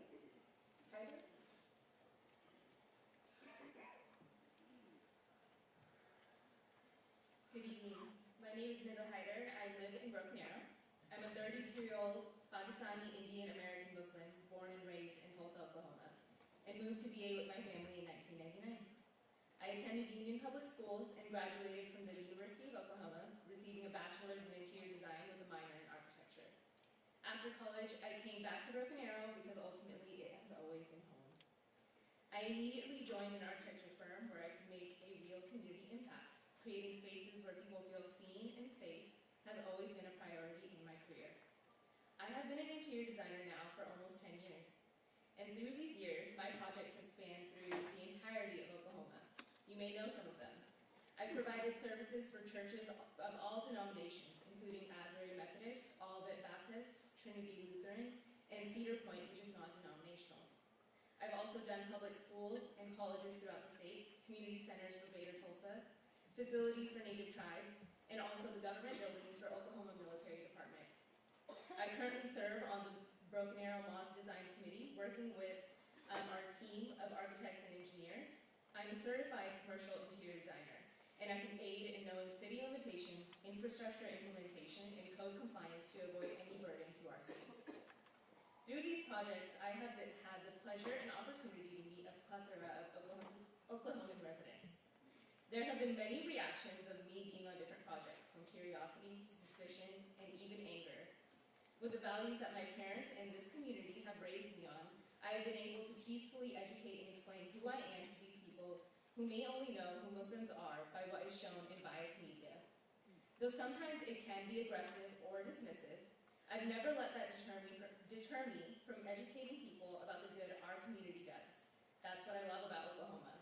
Though we have different beliefs, we respect each other as Oklahomans and listen and try. I am a fourth-generation Tulsan, with my great-grandparents, grandparents, and parents being a part of the original Islamic Society of Tulsa Mosque. I grew up seeing the transitions of IST locations from the TU campus to renovated churches, and now to the ground-up mosque that we know of today in Tulsa. I see and feel the overcrowded spaces. To see this new mosque get built would be such a benefit to our Broken Arrow residents. For example, my grandfather, who is turning 90 years old in just a few days, inshallah, will be able to easily get to his place of worship without fear of his health. My father, who is a doctor at the United States VA hospital, Dr. Jamal Hyder, he would be easily able to get to his place of worship after work. We all wouldn't have to go across town to rental spaces that could accommodate our growing community for our holidays. This is a place your constituents need to feel safe, seen, and represented. We have always been a part of this community, and we hope to stay here for the years to come. Thank you. Chris Wallace?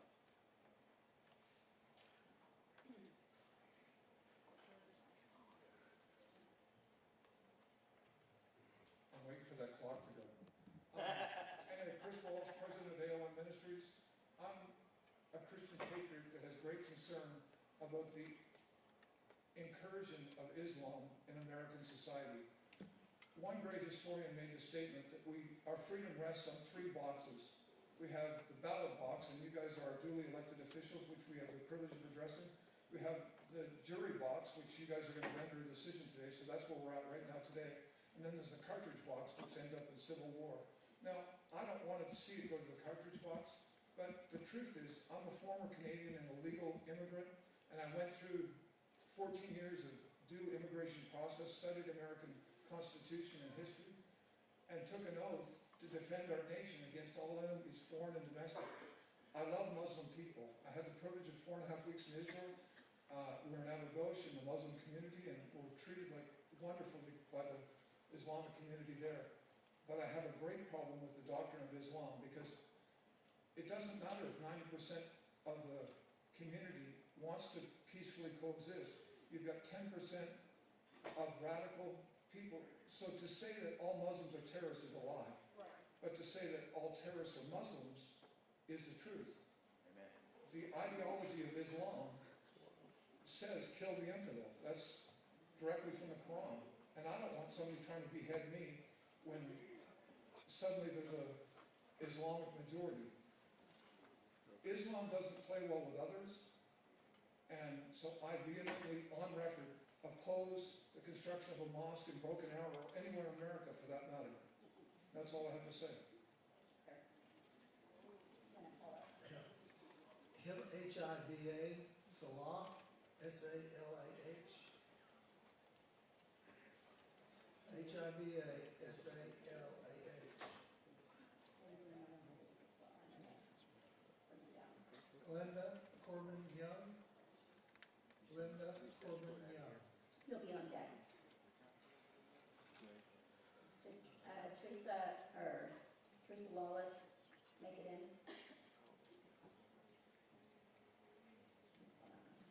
Julie Moyer.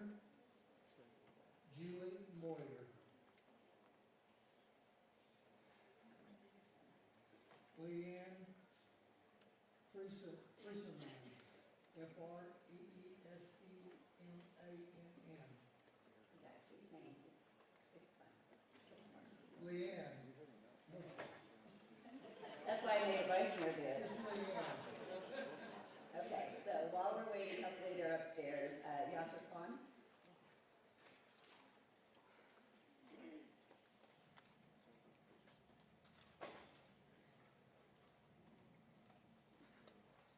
Good evening. Thank you for giving us the opportunity to speak.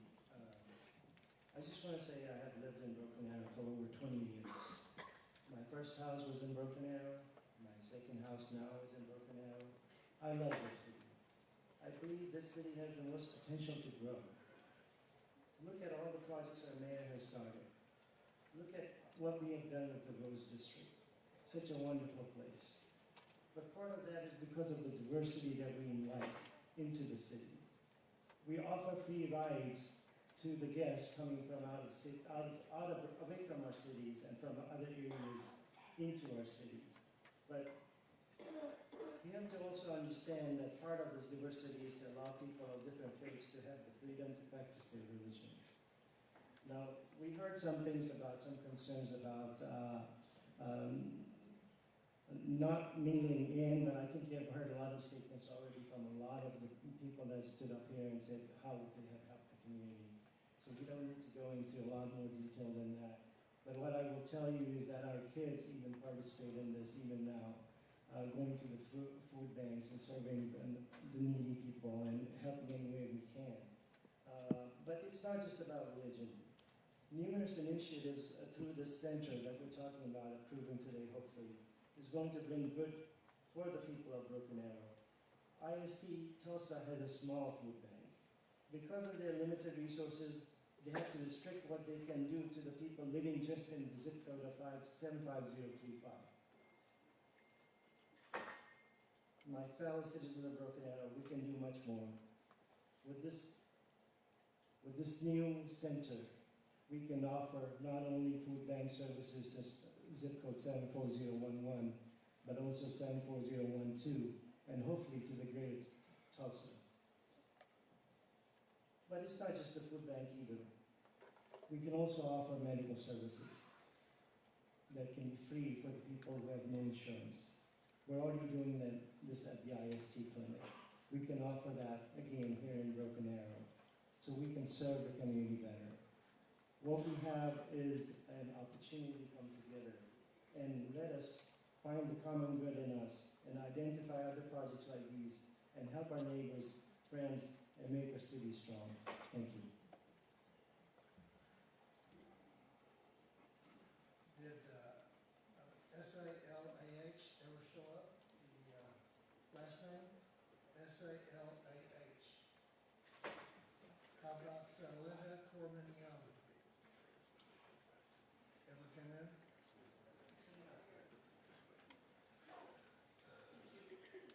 This is for short people, right? Thank you. My name is Linda Corbin Young. I am a native born Oklahoman. My family has been here as early as 1838. I've been in Broken Arrow Ward 4 since 2009. And I have some questions for the council tonight, and I don't expect answers. I just ask you to ponder these questions as you make your decision. Others in the audience have spoken very eloquently about the humanitarian, the coexistence, and the constitutional factors involved in your decision. I'm a pragmatist as a taxpayer, so I'm going to ask you to consider these questions.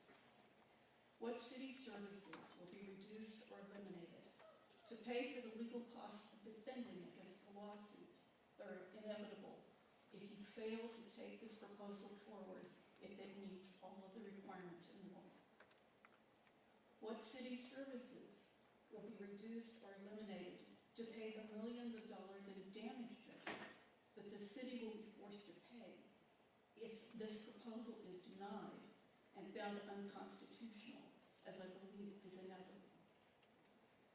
Finally, what strategies is the Economic Development Department of Broken Arrow working on to deal with the national news coverage that will cast Broken Arrow as a basket of hate if we fail to move forward? And how will they convince potential investors and employers to come to Broken Arrow and to assure them that they can provide the public safety and other services in an equitable way for those who might be different? So ask you to consider those things. And as a personal question, think about what your legacy will be in 20 to 30 years. Will you have followed the law, or will you have bent to the popularity contest? So I ask you those things, and I support the proposal as it goes forward, provided all of the engineering questions are addressed. Thank you. Julie, lawyers, or Leanne? You ever come in? Leslie Stubbs. Leslie Stubbs. Come on down. Barry Howells.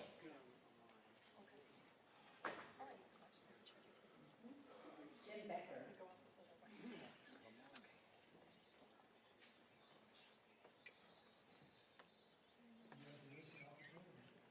Jerry Medlin. No, where's Jerry?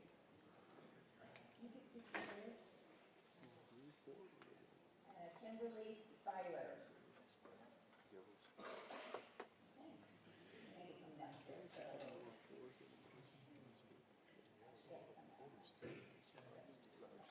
Omar Bassini, B-A-S-A-N-I. Omar Bassini. Or Bassini. B-A-S-A-N-I.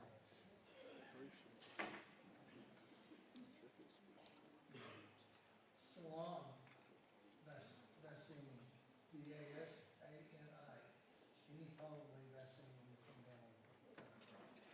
B-A-S-A-N-I. Here's one that's typed. I'll get it. Sarah Little. Sarah Little. Except for no, okay. There, okay.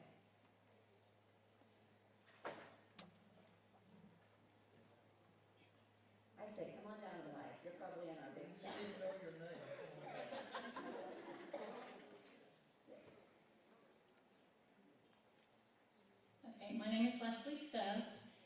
Thank you, Mayor and City Council, for hearing us. I really appreciate this opportunity, and it's one of the beauties of the United States of America. I have lived in Broken Arrow for 20 plus years.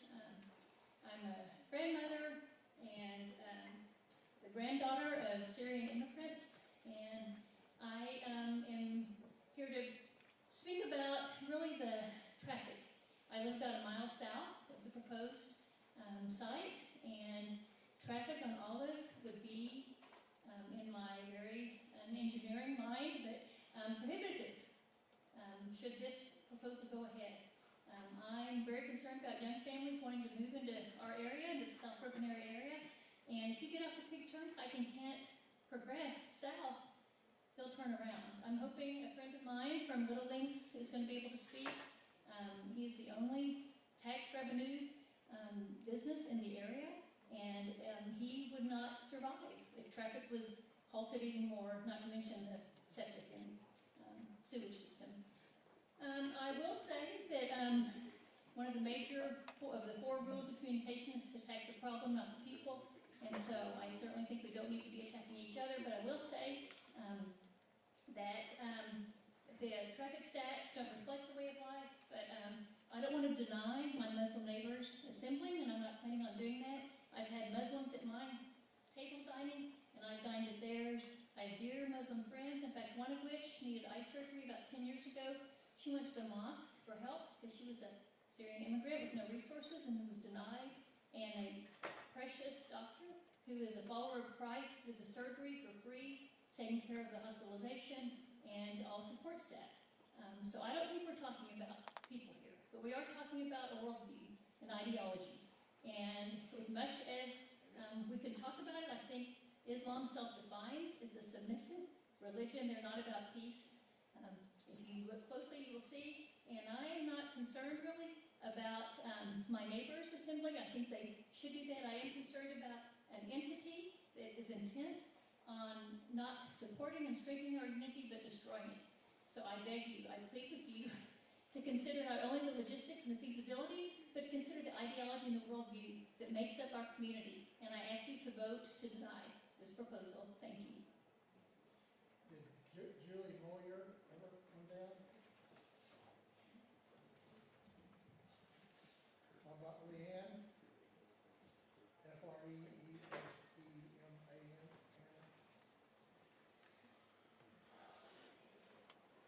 Gary Piles? Habib, H-A-H-I-B-A, Salam, S-A-L-A-H.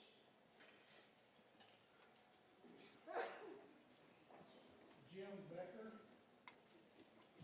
Jim Becker. Jerry Mellon.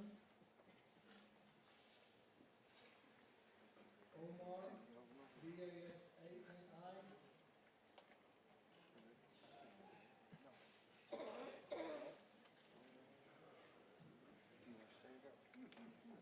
Shazee.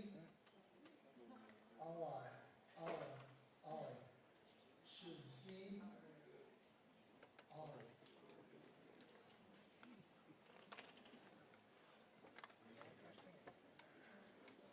One person. Usman Mahmood, M-A-H-M-O-O-D.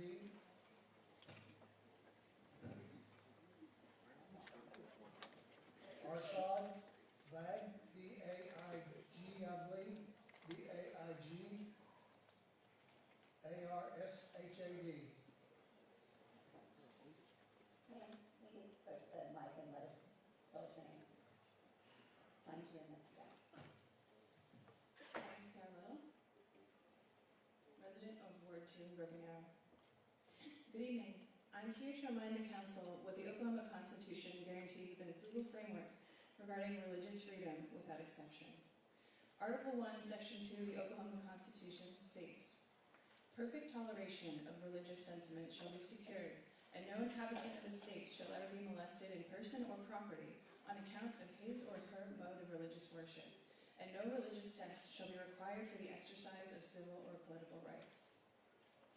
In addition to the protections under the Oklahoma and United States Constitutions, federal law, including the Religious Land Use and Institutionalized Persons Act, requires that land use regulations be applied in a manner that does not substantially burden religious worship. In practice, zoning laws cannot override the Constitution. constitutional rights of religious freedom. This governing body is bound by an oath of affirmation to uphold these constitutional protections consistently and without preference or discrimination. Broken Arrow is home to many places of worship, which underscores the importance of applying our laws equally and neutrally. As a resident of this city, I want to say clearly and on the public record, our neighbors of Muslim faith are welcome here. They have the right to gather and worship in peace without intimidation or fear. The constitutional and statutory protections are well established, and the legal standards governing religious land use are clear. This record will reflect whether the city applied its laws neutrally and consistently as it is required to do so. I urge the council to proceed accordingly. Thank you. Sir, what is your name that just walked up? Okay. You're up. And then while he is coming up, David Olden. David Olden.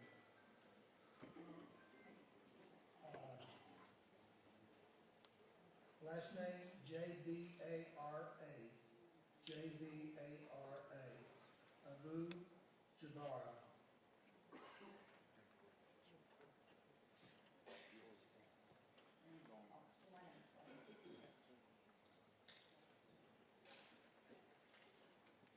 Furqan Ahmad, H-A-M-E-D, A-H-M-E-D.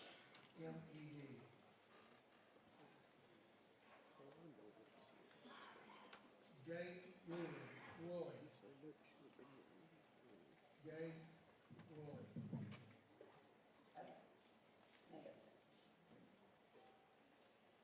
Good evening. My name is Barry Piles. I've been a VA resident for 42 years. I love the city. I love my country.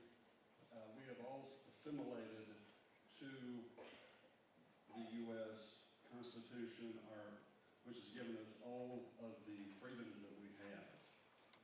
And I would say no to building a mosque, Islamic mosque, because the Sharia law that they instill, they teach in these mosques is not compatible with the U.S. Constitution. So we have been at war with Islam for 40 years. Going back to the 83 bombing of the U.S. Embassy in the Marine Barracks, to the to 911, to more current, just over the weekend, Iran was killing their own people because they wanted to get out of the Sharia law. So I object on that basis. I love the Muslims, but they must assimilate like we did. And then they can enjoy the freedoms of the U.S. Constitution. Thank you.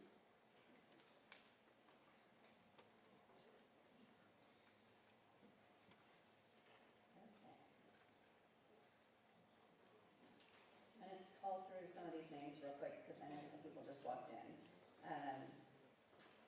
Jim Becker, Salim Bassani, Jerry Medlin, Umar Bassani, Tabassala, nobody yet? Leanne Friesman,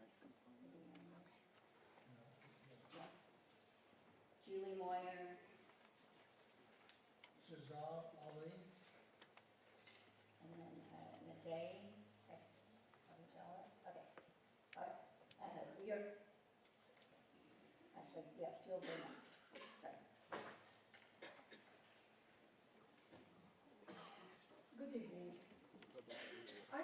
My name is Nida Abujbari.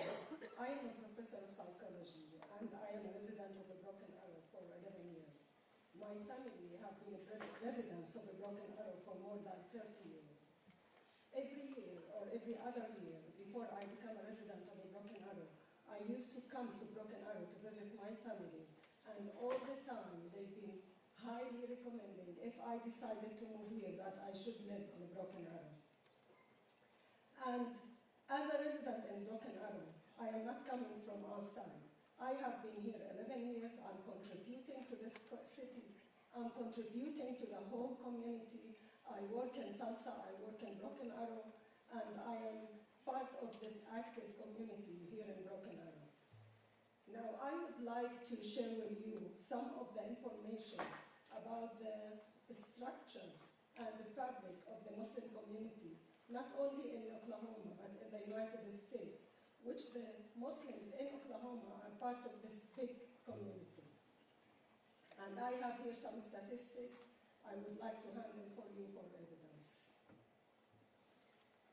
According to a research by Pew Research Center published in June 2025, Muslims are similar to Christians in their religious commitments.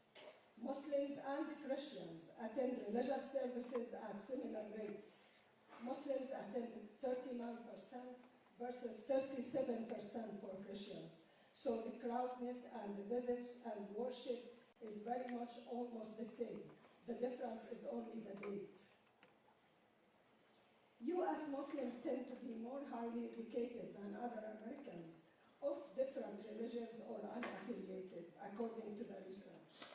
44% of Muslim adults are college graduates, including 26% who have a master's or doctorate degree or a postgraduate degree. In comparison to 14% of the Christians and 16% of other unaffiliated religions and adults. Also, you as Muslims tend to be younger. 35% of Muslim adults are in ages between 18 to 29, compared with 14% of other members of the nation. This statistic indicates that Muslims are a productive community. They are educated and contribute to their community in different ways. And many of the speeches that we have heard today can confirm the level of education of the majority of Muslims in this country. Level of crime among... Thank you so much. David Oldham.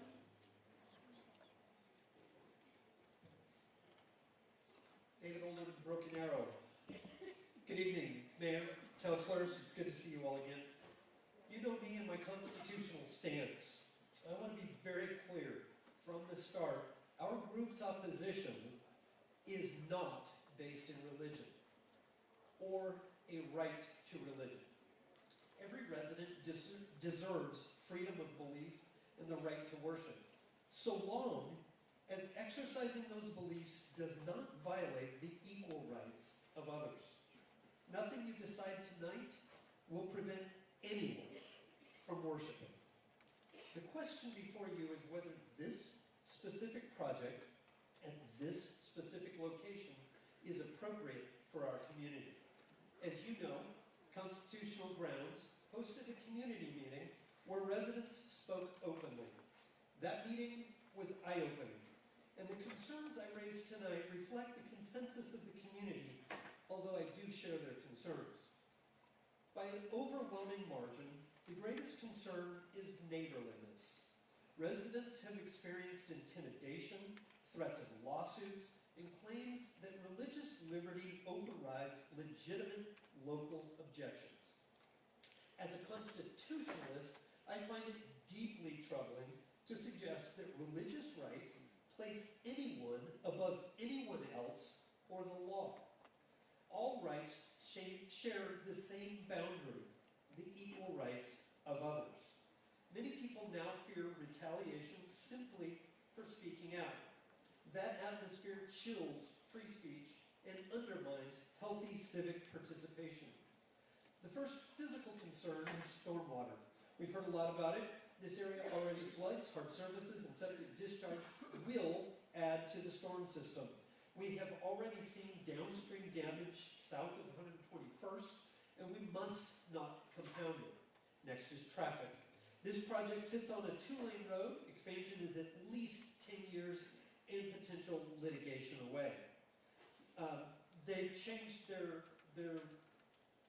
their proposal, so it's kind of hard to figure out everything that's going to be going on there. Fourth, planning and city resources. This proposal forces changes to long-standing plans, will produce no tax revenue, yet will increase demand for police, fire, and emergency services. Fifth, sanitation. We've all talked about that. Finally, land use. There is insufficient space for the stated use, parking, stormwater management, and future road widening. For these reasons, and for those others we'll address tonight, we urge you to deny this proposal. Thank you.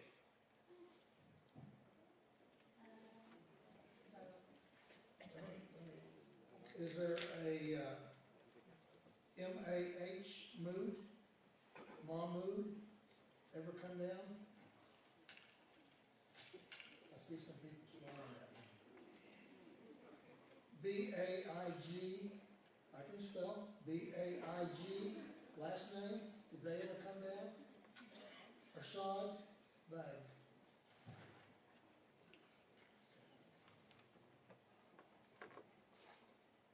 How about last name, Ali? Shazam Ali. S-A-H-Z-A-I-V.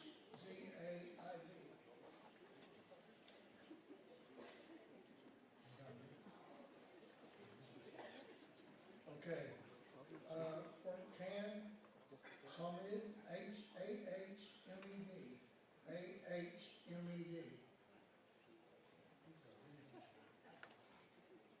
Jonathan Nation.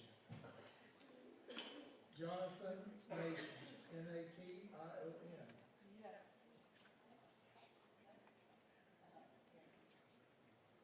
Jim Ingram.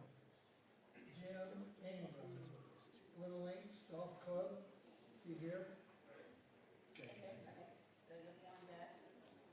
Nathan Dom. Nathan Dom.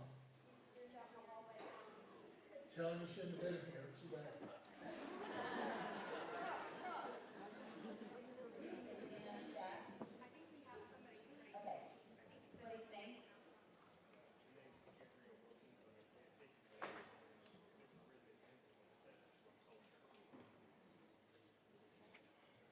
We're not hearing from Tulsa residents.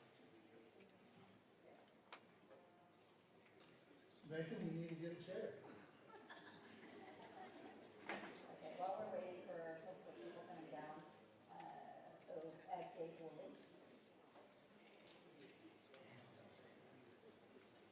Hello, thank you for being here. Thank you for everyone for utilizing their voice and exercising their rights here. My name is Gabe Woolley. I'm a state representative in the Oklahoma House of Representatives in Broken Arrow. I am going to simply read some information and talk to you guys about some concerns with traffic, because that is what constituents reached out to me about for this issue. So, the traffic in Broken Arrow is getting worse with all the ongoing building in the city, where road extensions isn't keeping up. This is certainly true on South 129th East Avenue, where the property in question is.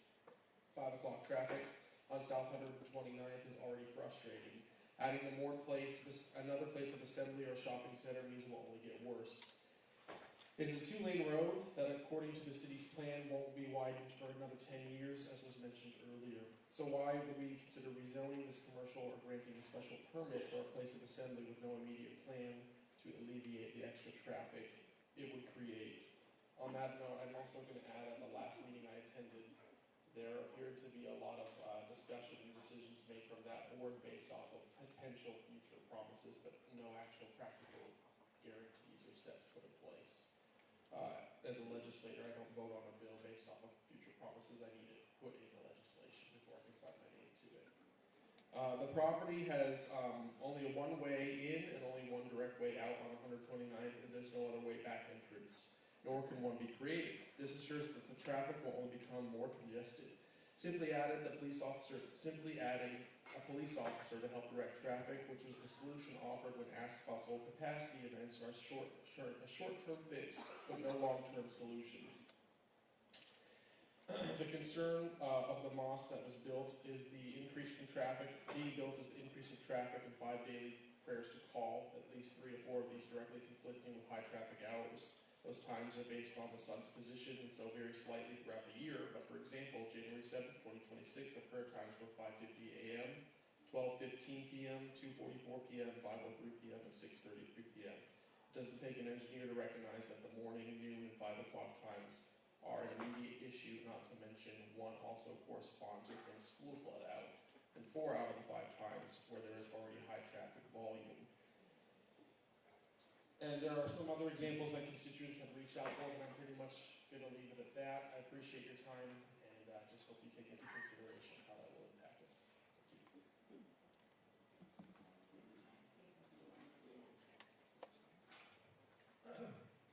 Last name, I think it's Keyno, Abada, Keyno.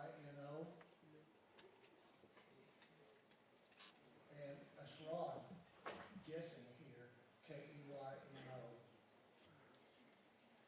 Could be a D-R-E.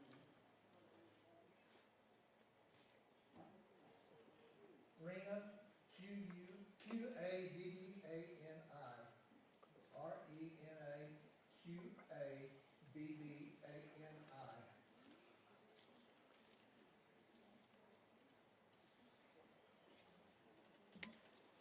Dwayne Kesey.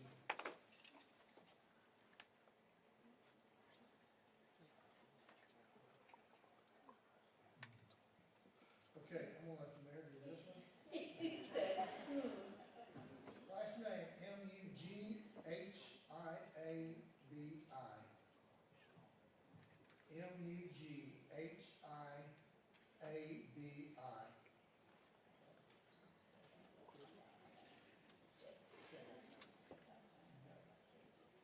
Kimberly Filer.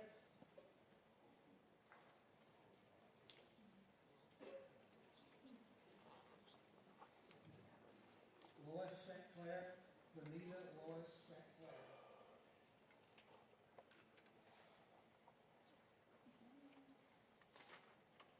Brian Myers, Omar Hassim. everybody's doing home.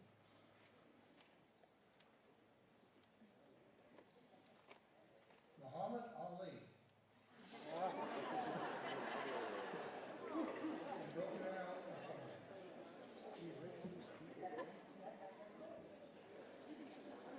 Finally, I got one.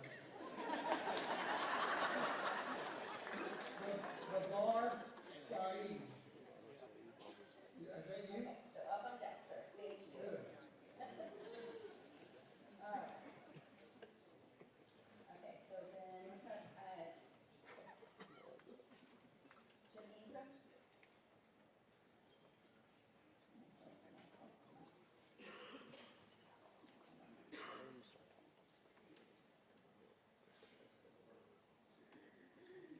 All right, my name is Jim Ingram. I am 84 years old, and 33 years ago, when I was 50 years old, I decided to build a golf course for juniors, and it's the only, was, and still is, the only country club for elementary age juniors in the United States. So you have that in Broken Arrow only. This is not about really, I wrote about a 3-hour speech, but I'm going to try to do it in a second. Not about religion, because if you're a golfer, you're my friend. And so this is about freedom of religion versus freedom to stay in business, like they talked about before. If you approve this, well, that piece of land is going to put the final nail in the coffin, and it's going to put me out of business. I'm already experiencing heavy traffic problem, as one lady experienced, or talked about a while ago. And the traffic backs up from our intersection over a half a mile back to the Creek Turnpike where this property is. And this property is, there's a church in between us. So I'm like 277 yards. I used to be able to hit a driver that far onto their property. So that's how close they are. Well, the traffic is so bad But I used to stay open 10 o'clock. It's about a fourth of our business. People would come home after work. They would go home, change clothes, and try to come back and hit the balls and relax and take golf lessons. Well, in the last 3 years, I have not turned the lights on other than 15 minutes after sundown. People cannot get there because it takes literally 15, I did it time it the other day, it took me 15 minutes to get from the creek turnpike a half a mile to the intersection. That's ridiculous. It's like going to an OU football game. And by the time you do that, you go home, eat dinner, change clothes, get your golf clubs, and try to come back and fight for 15-minute traffic again. It's just, people don't want to do it. And they tell me that. They tell me that they're not coming anymore for lessons. I used to give them a lot at night. I'd stay open to 10 o'clock.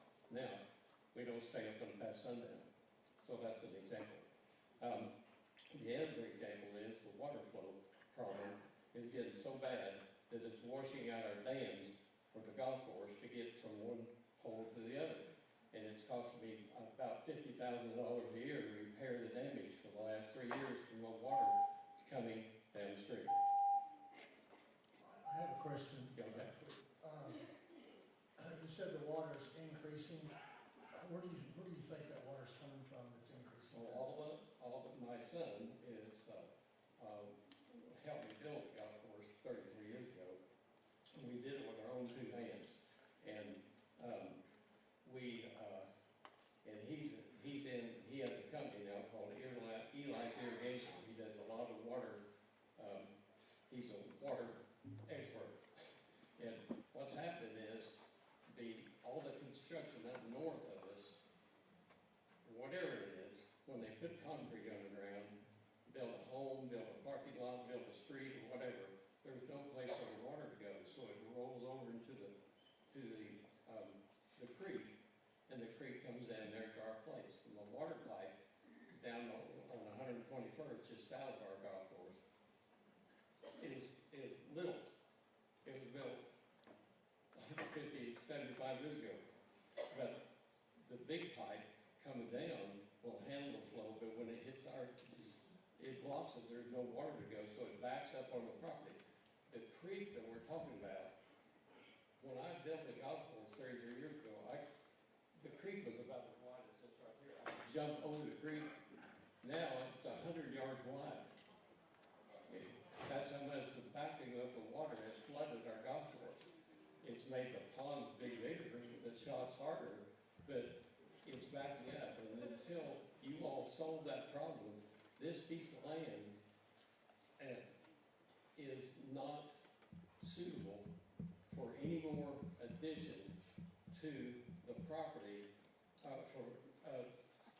It doesn't alleviate, it adds to the traffic problem, and it adds to the water problem. So. Thank you, sir. I think staff will take note, because that's the first I've heard of it, so, thank you, sir. Okay. Okay, control? All right, the bar, Saeed.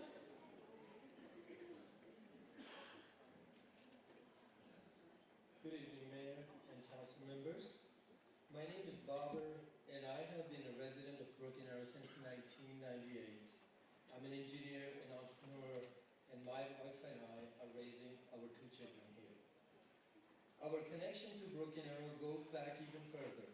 One of our families first moved to the city in 1985, nearly 4 decades ago.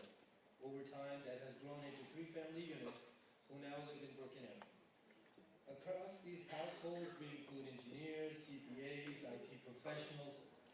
Collectively, we've earned over $700,000, and I just have to mention these numbers because everyone else is bringing up these numbers. So annually, and pay more than $25,000 each year in local property taxes. These are long-term residents who have chosen Broken Arrow intentionally to live, to work, and to raise families.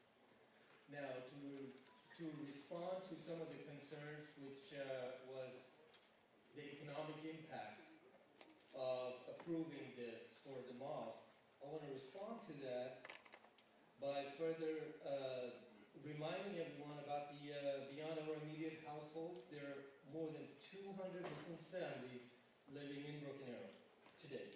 These families are not temporary or transient. Many work in professional and skilled fields, have strong rates of home ownership, and earn household incomes that often exceed the city median, as some of the statistics were mentioned earlier. Like other residents, they contribute to the local economy through property taxes, sales tax, and everyday spending at Broken Arrow businesses and entertainment. Rather than relying on projections or assumptions, the key point is simple. These families already live here and already contribute to the Broken Arrow economy. The mosque does not introduce a new population. It serves an existing community that is already integrated into the city's neighborhoods, schools, and workforce. We have been here for a long time, and we're planning to stay for a while. Third and last alignment with the Broken Arrow Next Comprehensive Plan, I took some time out and tried to review the plan. As I understand the plan, it directs large-scale development to areas designated as land use intensity level 6, particularly along major transportation corridors such as the south side of the Creek Turnpike. This site falls within that designation and is planned at a scale and intensity consistent with what the plan envisions for this area back in 2019. The physical layout reflects the plan's emphasis on high-quality, compatible development. Retail is placed along the Olive Street roadway frontage to support economic activity. I can stop right here. Thank you for the attention. Thank you. Nathan Don?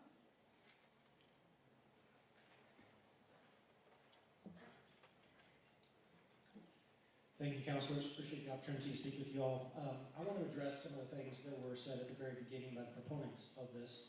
So I'm going to address a few things that I wrote down as he was speaking, as well as the engineer. One thing that was mentioned was he said this is not about commercial activity. It's not about commercial activity. Why are they including a commercial activity aspect that they have no real plan to implement about when or why that might actually happen, what that will do to parking or anything else? It seems like that's somewhat of a red herring to try to get this approved by claiming that there will be commercial activity. It was also mentioned that a place of worship can be approved when they are compatible with surrounding development. Keyword there is they can be approved. They also cannot be approved when they are not compatible. We already have an existing places of worship both right next to us and right across the street from us, so this is not compatible with that. There's several other things that were mentioned that I'll try and come back to, but I also want to talk about what the engineer said, because the engineer claimed 2,000 cars per day. I did some quick research while I was sitting there. What I could find was that was from a 1965 study dealing with rural highways that are two-lane rural highways. I don't know if all it is a rural highway designated, but I don't believe so. But my point is also in that they also changed the parking plan on what was approved by the Planning Commission and what they are now talking about now. So whether that was intentionally misleading to say we're going to do this to get it through the Planning Commission, and now to come to you all and say, oh, well, now that we've revisited that, we need to look at that. Because I brought that up at the Planning Commission, and I told them that there's no way that they can fit in the parking spaces that they're claiming that they can do, even without the wetland aspect of it. Even if they use the entire property for just parking, it would not fit. So we've seen this constantly being a moving target change time and time again. And so it seems like whether it's intentionally disingenuous or as people have brought up concerns, they realize, oh, that was false, so now we need to rectify that. Those are all reasons that you all should be able to vote no on this proposal. It was also mentioned that 6 or 7 churches have been approved by the commission, by you all. That's true, but there also was a church just 2 miles away that was denied because it was in the same intersection, not even the same intersection, across the street from an existing place of worship. Not within the close distance proximity of the 2 existing ones that this proposed mosque would be in. So there's several other things that were mentioned that were of concern, but the other thing that was said was that allow this compliant, low-impact place of worship to move forward. There is no evidence that this is compliant with the plan, the comprehensive plan, that this will be compliant with the concerns on water, with parking, with anything else, that it will be low impact. In fact, the evidence indicates that it will cause major impact to water, that it will cause major impact to traffic, to many other things. So for all those reasons and more, I encourage you to vote no on this proposal. Thank you.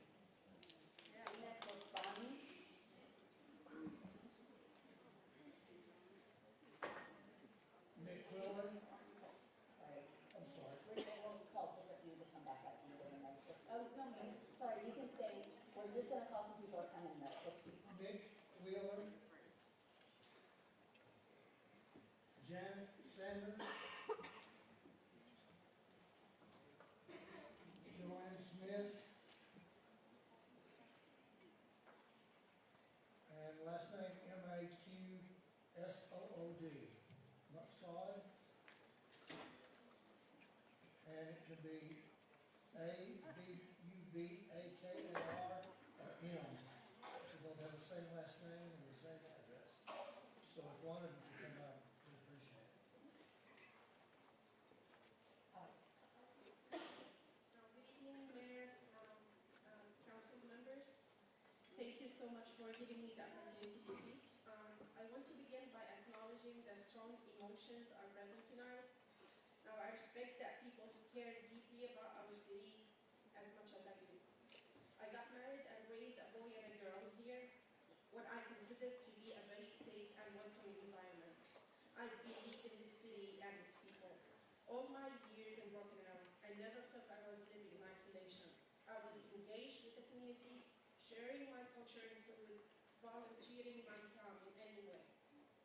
I'm a member of the Open Tables community that has been working to bring the city together by sharing food and aid, and I appreciate that they are all here to support me today. I also work through the Islamic Society of Tulsa to welcome refugees, and I can't express how happy I was seeing people from different religions and backgrounds coming together to welcome them. My love for this city means to me that every time I pray for my family, I include my city with my prayers. When there is drought, I pray for rain. When there is terrain, I pray for safety for everyone. In my 26 years living in Broken Arrow, I can't recall an incident that made me want to leave. I'm so proud being an Okie Muslim. I'm not here seeking special treatment. I'm here asking for equal treatment under the same laws and standards that apply to every other citizen and faith community in Broken Arrow. This project has already received initial zoning approval. We are here tonight for final approval based on land use, infrastructure, and compliance, not on who we are or what we believe. A mosque is not a political institution.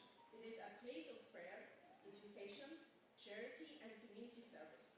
Like churches and synagogues, it serves people, families, seniors, children who want to live peacefully and responsibly in a city we all call home. Our community has committed to comply with all city requirements, environmental regulations, traffic management measures, and public safety standards. We are prepared to accept reasonable conditions and work together with the city to address legal concerns.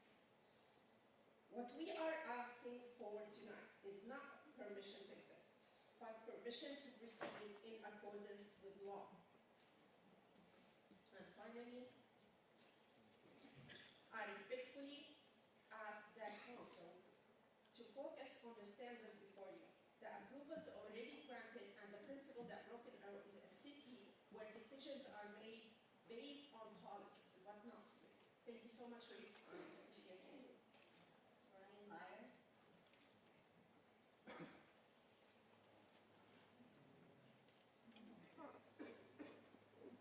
This microphone's made for tall people.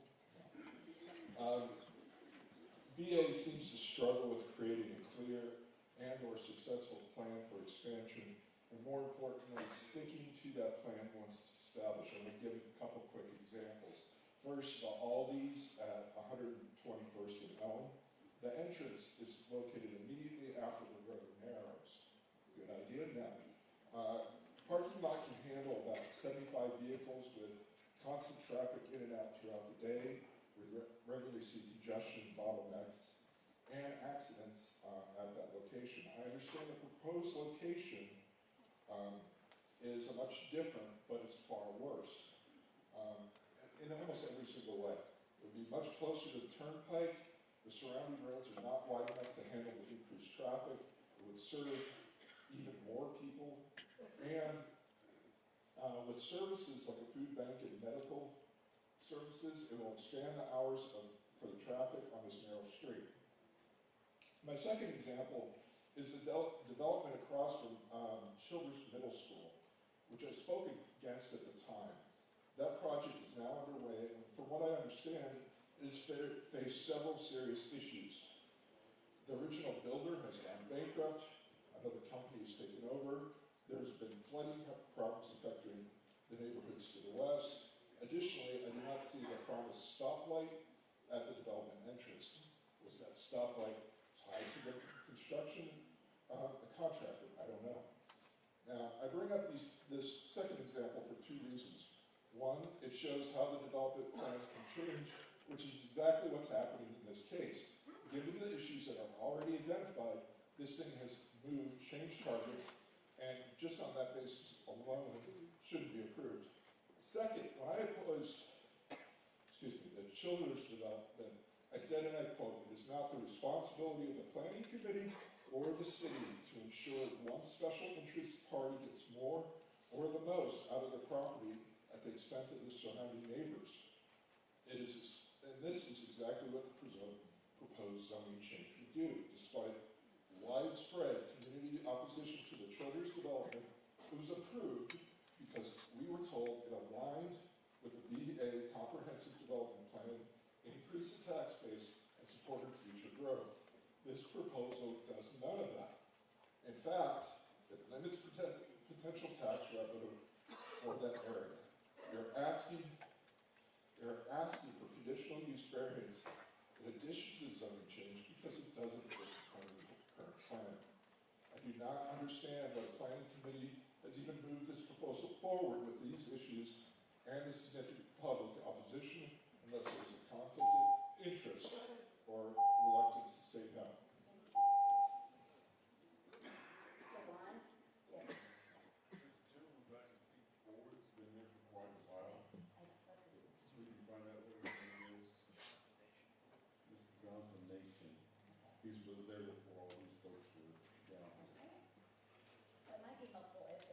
Show up, yeah, we can wrap it up.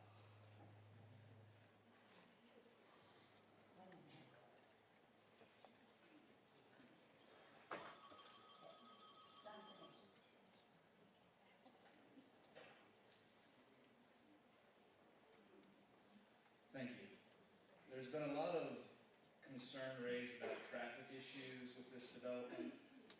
My question is this going to be different from any other development that would go in? You're going to have traffic issues regardless of what development occurs. It seems like this is being used as a fig leaf to disguise nothing else than naked bigotry. It also begs the question as to if any other religious organization would face this level of scrutiny if they weren't Muslim. A lot's been raised on can Muslims integrate. One gentleman even said that all terrorists are Muslims, which is blatantly untrue. There are non-Islamic terrorist groups all over the world that are operating. And to paint with a broad brush is unfair and bigoted towards our neighbors and our friends. What must be understood is that Sharia law is not even implemented in Islamic majority countries, let alone the fact that this Islamic law could be implemented in with the minority religious group. And not only that, but there is no intention on exercising Sharia law whatsoever over a broader secular society. And what we must also weigh against all of this is that we are not a Christian country. We are not an Islamic country. We are a secular country with the separation of church and state built in as the cornerstone of our government. This must be understood, and I say this as a Southern Baptist with my religious education. that there is a wall between church and state, and it should not be breached. Thank you. Okay,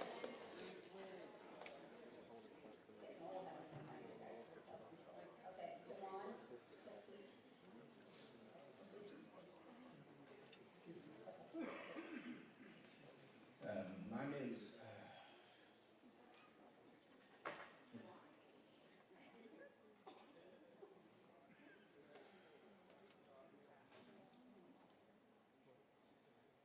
name is, Dewan Kazee. I've lived in Broken Arrow for 20 years. I don't know that I've heard as much hate and division in one place than today. I did not know what I was going to say. The young lady from the University of Tulsa probably said everything that he said. But I will say this. As the gentleman before me said, problems with traffic and runoff have been an issue in Broken Arrow since I've been here. And I've been here for over 20 years. So to make a Muslim pay for that is a farce at best. And I would hope that you have the courage as leaders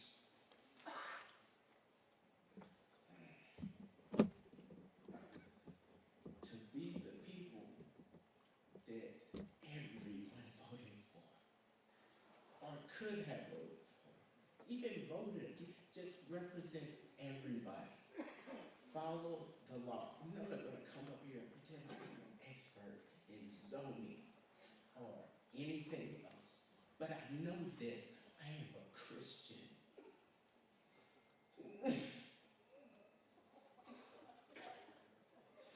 Who is rooted in love and is not scared of any of God's children. Today or tomorrow, because my faith is built on the Lord. It does not reside or move in this world in fear. Thank you.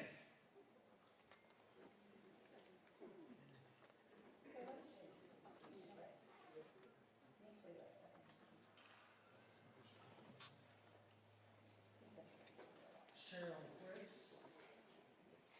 Cheryl Fritz.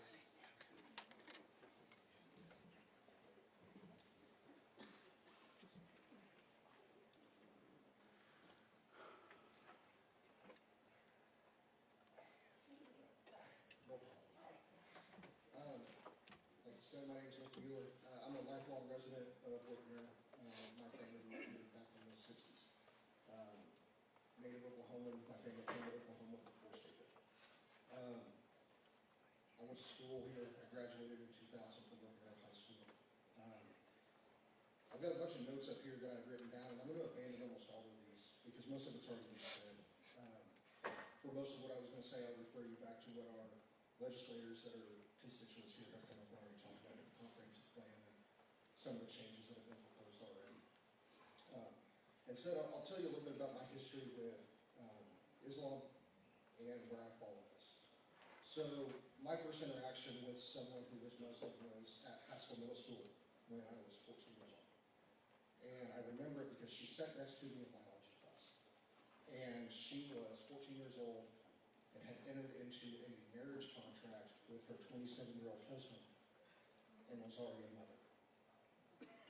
Fast forward to the year 2001, I joined the Army because I grew up in the Rose District before that's where people with money went.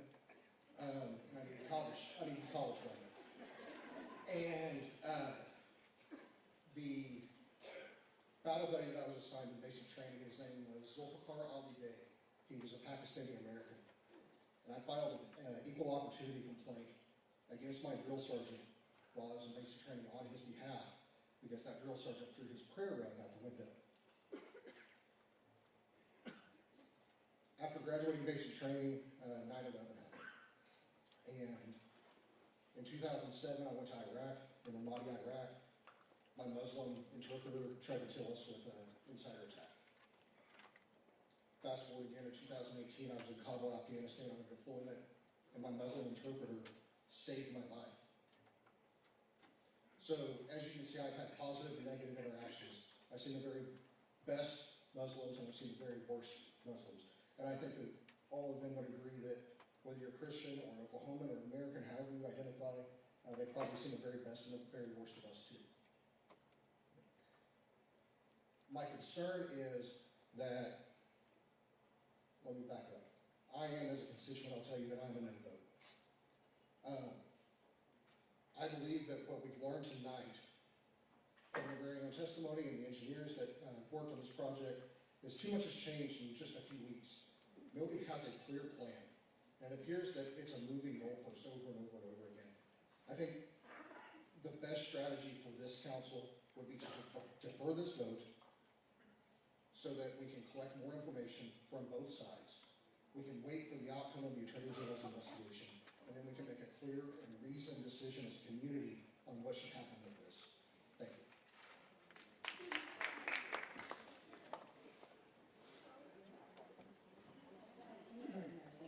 I'll send and remind you to sit on your feet. Okay, is there Janet Sanders or Joanne Smith?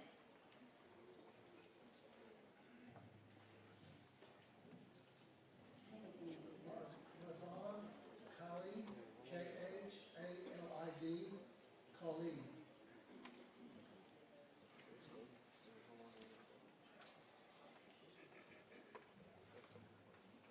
I'll let the mayor read that.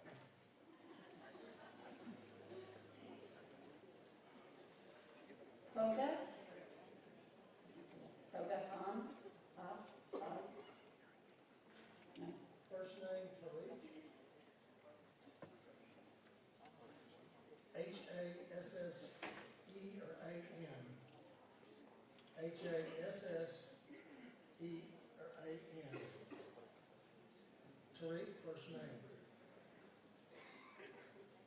Cheryl Fritz? Garrett Hampton? Last name, B-E-D-R-I, B-E-D-R-I. First name, I can't read it. Osama. Osama, B-E-D-R-I. Are you out yet? Thomas Holden? Muhammad, A-L-S-H-W-A-Y-A-T. Alishawat. Muhammad Alishawat.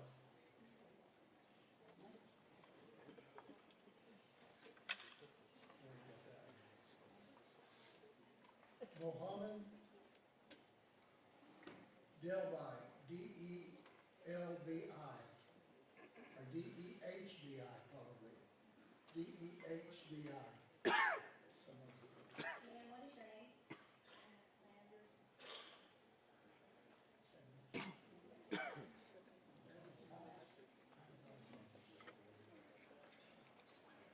Oh, Jean, you're in luck. You're the only one out there. Come on up.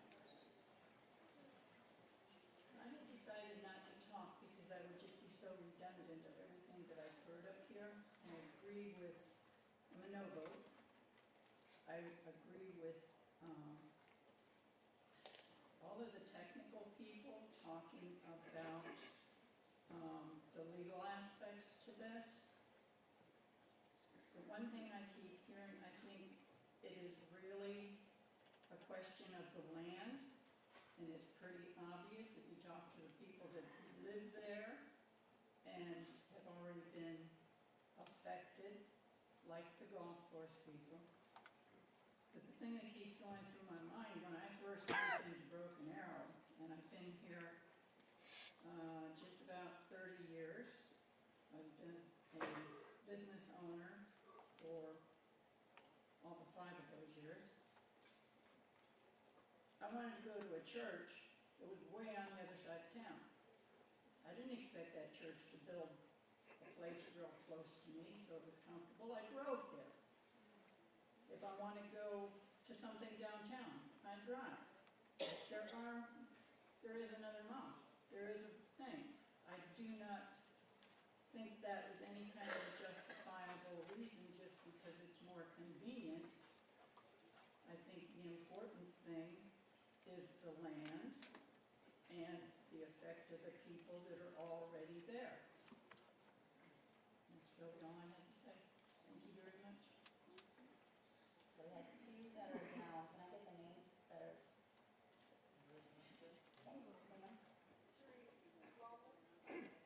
Please come on down. We've been waiting for you.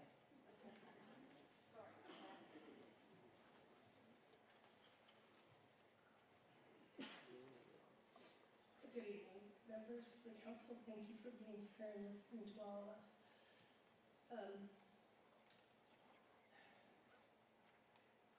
I know what's been pros and cons and everything that's been said, and it's all old hat. And maybe this has been said, but if I didn't hear it.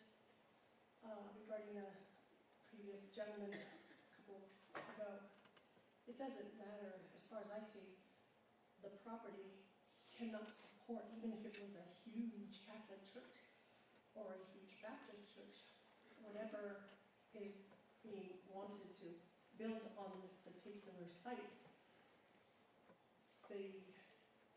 It's been shown that it cannot accommodate that kind of support the 700 spaces of parking lot, that amount of cement on that kind of property. The structure of a 40,000 square foot building, it just can't support it, whether it's a mosque or Catholic church or Baptist or a stadium. This site can't support that. And if it's better, I think it's better to defer vote, to research and get more architectural study going on this, geological survey, something whereby it will show what I believe is the natural outcome, that it is just too big for this area to be, not only for the property to support it, but for the outlying area to support that kind of traffic. And I do believe it would be most beneficial for all around to defer vote, so that these studies can be put into place and it be what I believe will be outstandingly obvious that it should not be built here. Thank you. Garrett? Hi, my name is Garrett Hampton. I'm a resident of Broken Arrow, and I love it here. I appreciate you taking this issue seriously and hearing our concerns. I'm a veteran who swore to support and defend the Constitution of the United States. I still stand by that oath, and it is in light of that oath that I stand to speak against this proposed development. While the Constitution clearly protects the free exercise of religion, it is not a blanket license for disregarding the law and order in the name of that religion. While the details of this project are clouded by considerations of religion, the legal objections to the proposal are clear. The proposed development requires rezoning approval in spite of clear problems with traffic, sanitation, parking, and flood control. I live approximately 2.3 miles from the development. My main concern is parking, but I've thrown out the rest of my notes because I want to make a single statement. As I've listened tonight, I've been in the upstairs room listening carefully. We've heard arguments for and against. The arguments for are this, repeatedly. We're here, we're nice, we're good neighbors, we work hard, we contribute. And other than the first two speakers who spoke on the actual development, none have really addressed the issues with the flood zone and with sanitation and with traffic. I can tell you that traffic in this area is already overburdened, and I actually live on South Aspen between Indian Springs and the new shopping center. That area is a disaster for traffic, and it's literally a mile down Tucson from this area. Now I know that that is part of the growing pains, and they're actually expanding Aspen right now to deal with that issue. But in the case of this proposed development, it's 10 years before they'll address the traffic issue. So for me, I'm a strong no, simply based on the use of the land and the problems that it imposes on the rest of the community. I really appreciate your time tonight. Thank you. Cheryl Fritz. You're on deck, ma'am.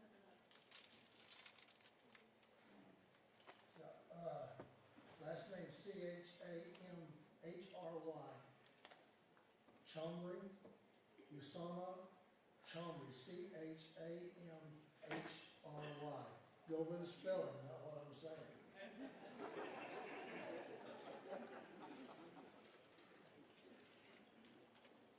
Adnan Silach, S-H-E-I-L-C-H. S-H-E-I-K.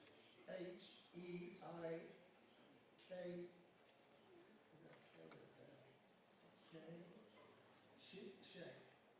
Last name Shay. I got one. Are they here?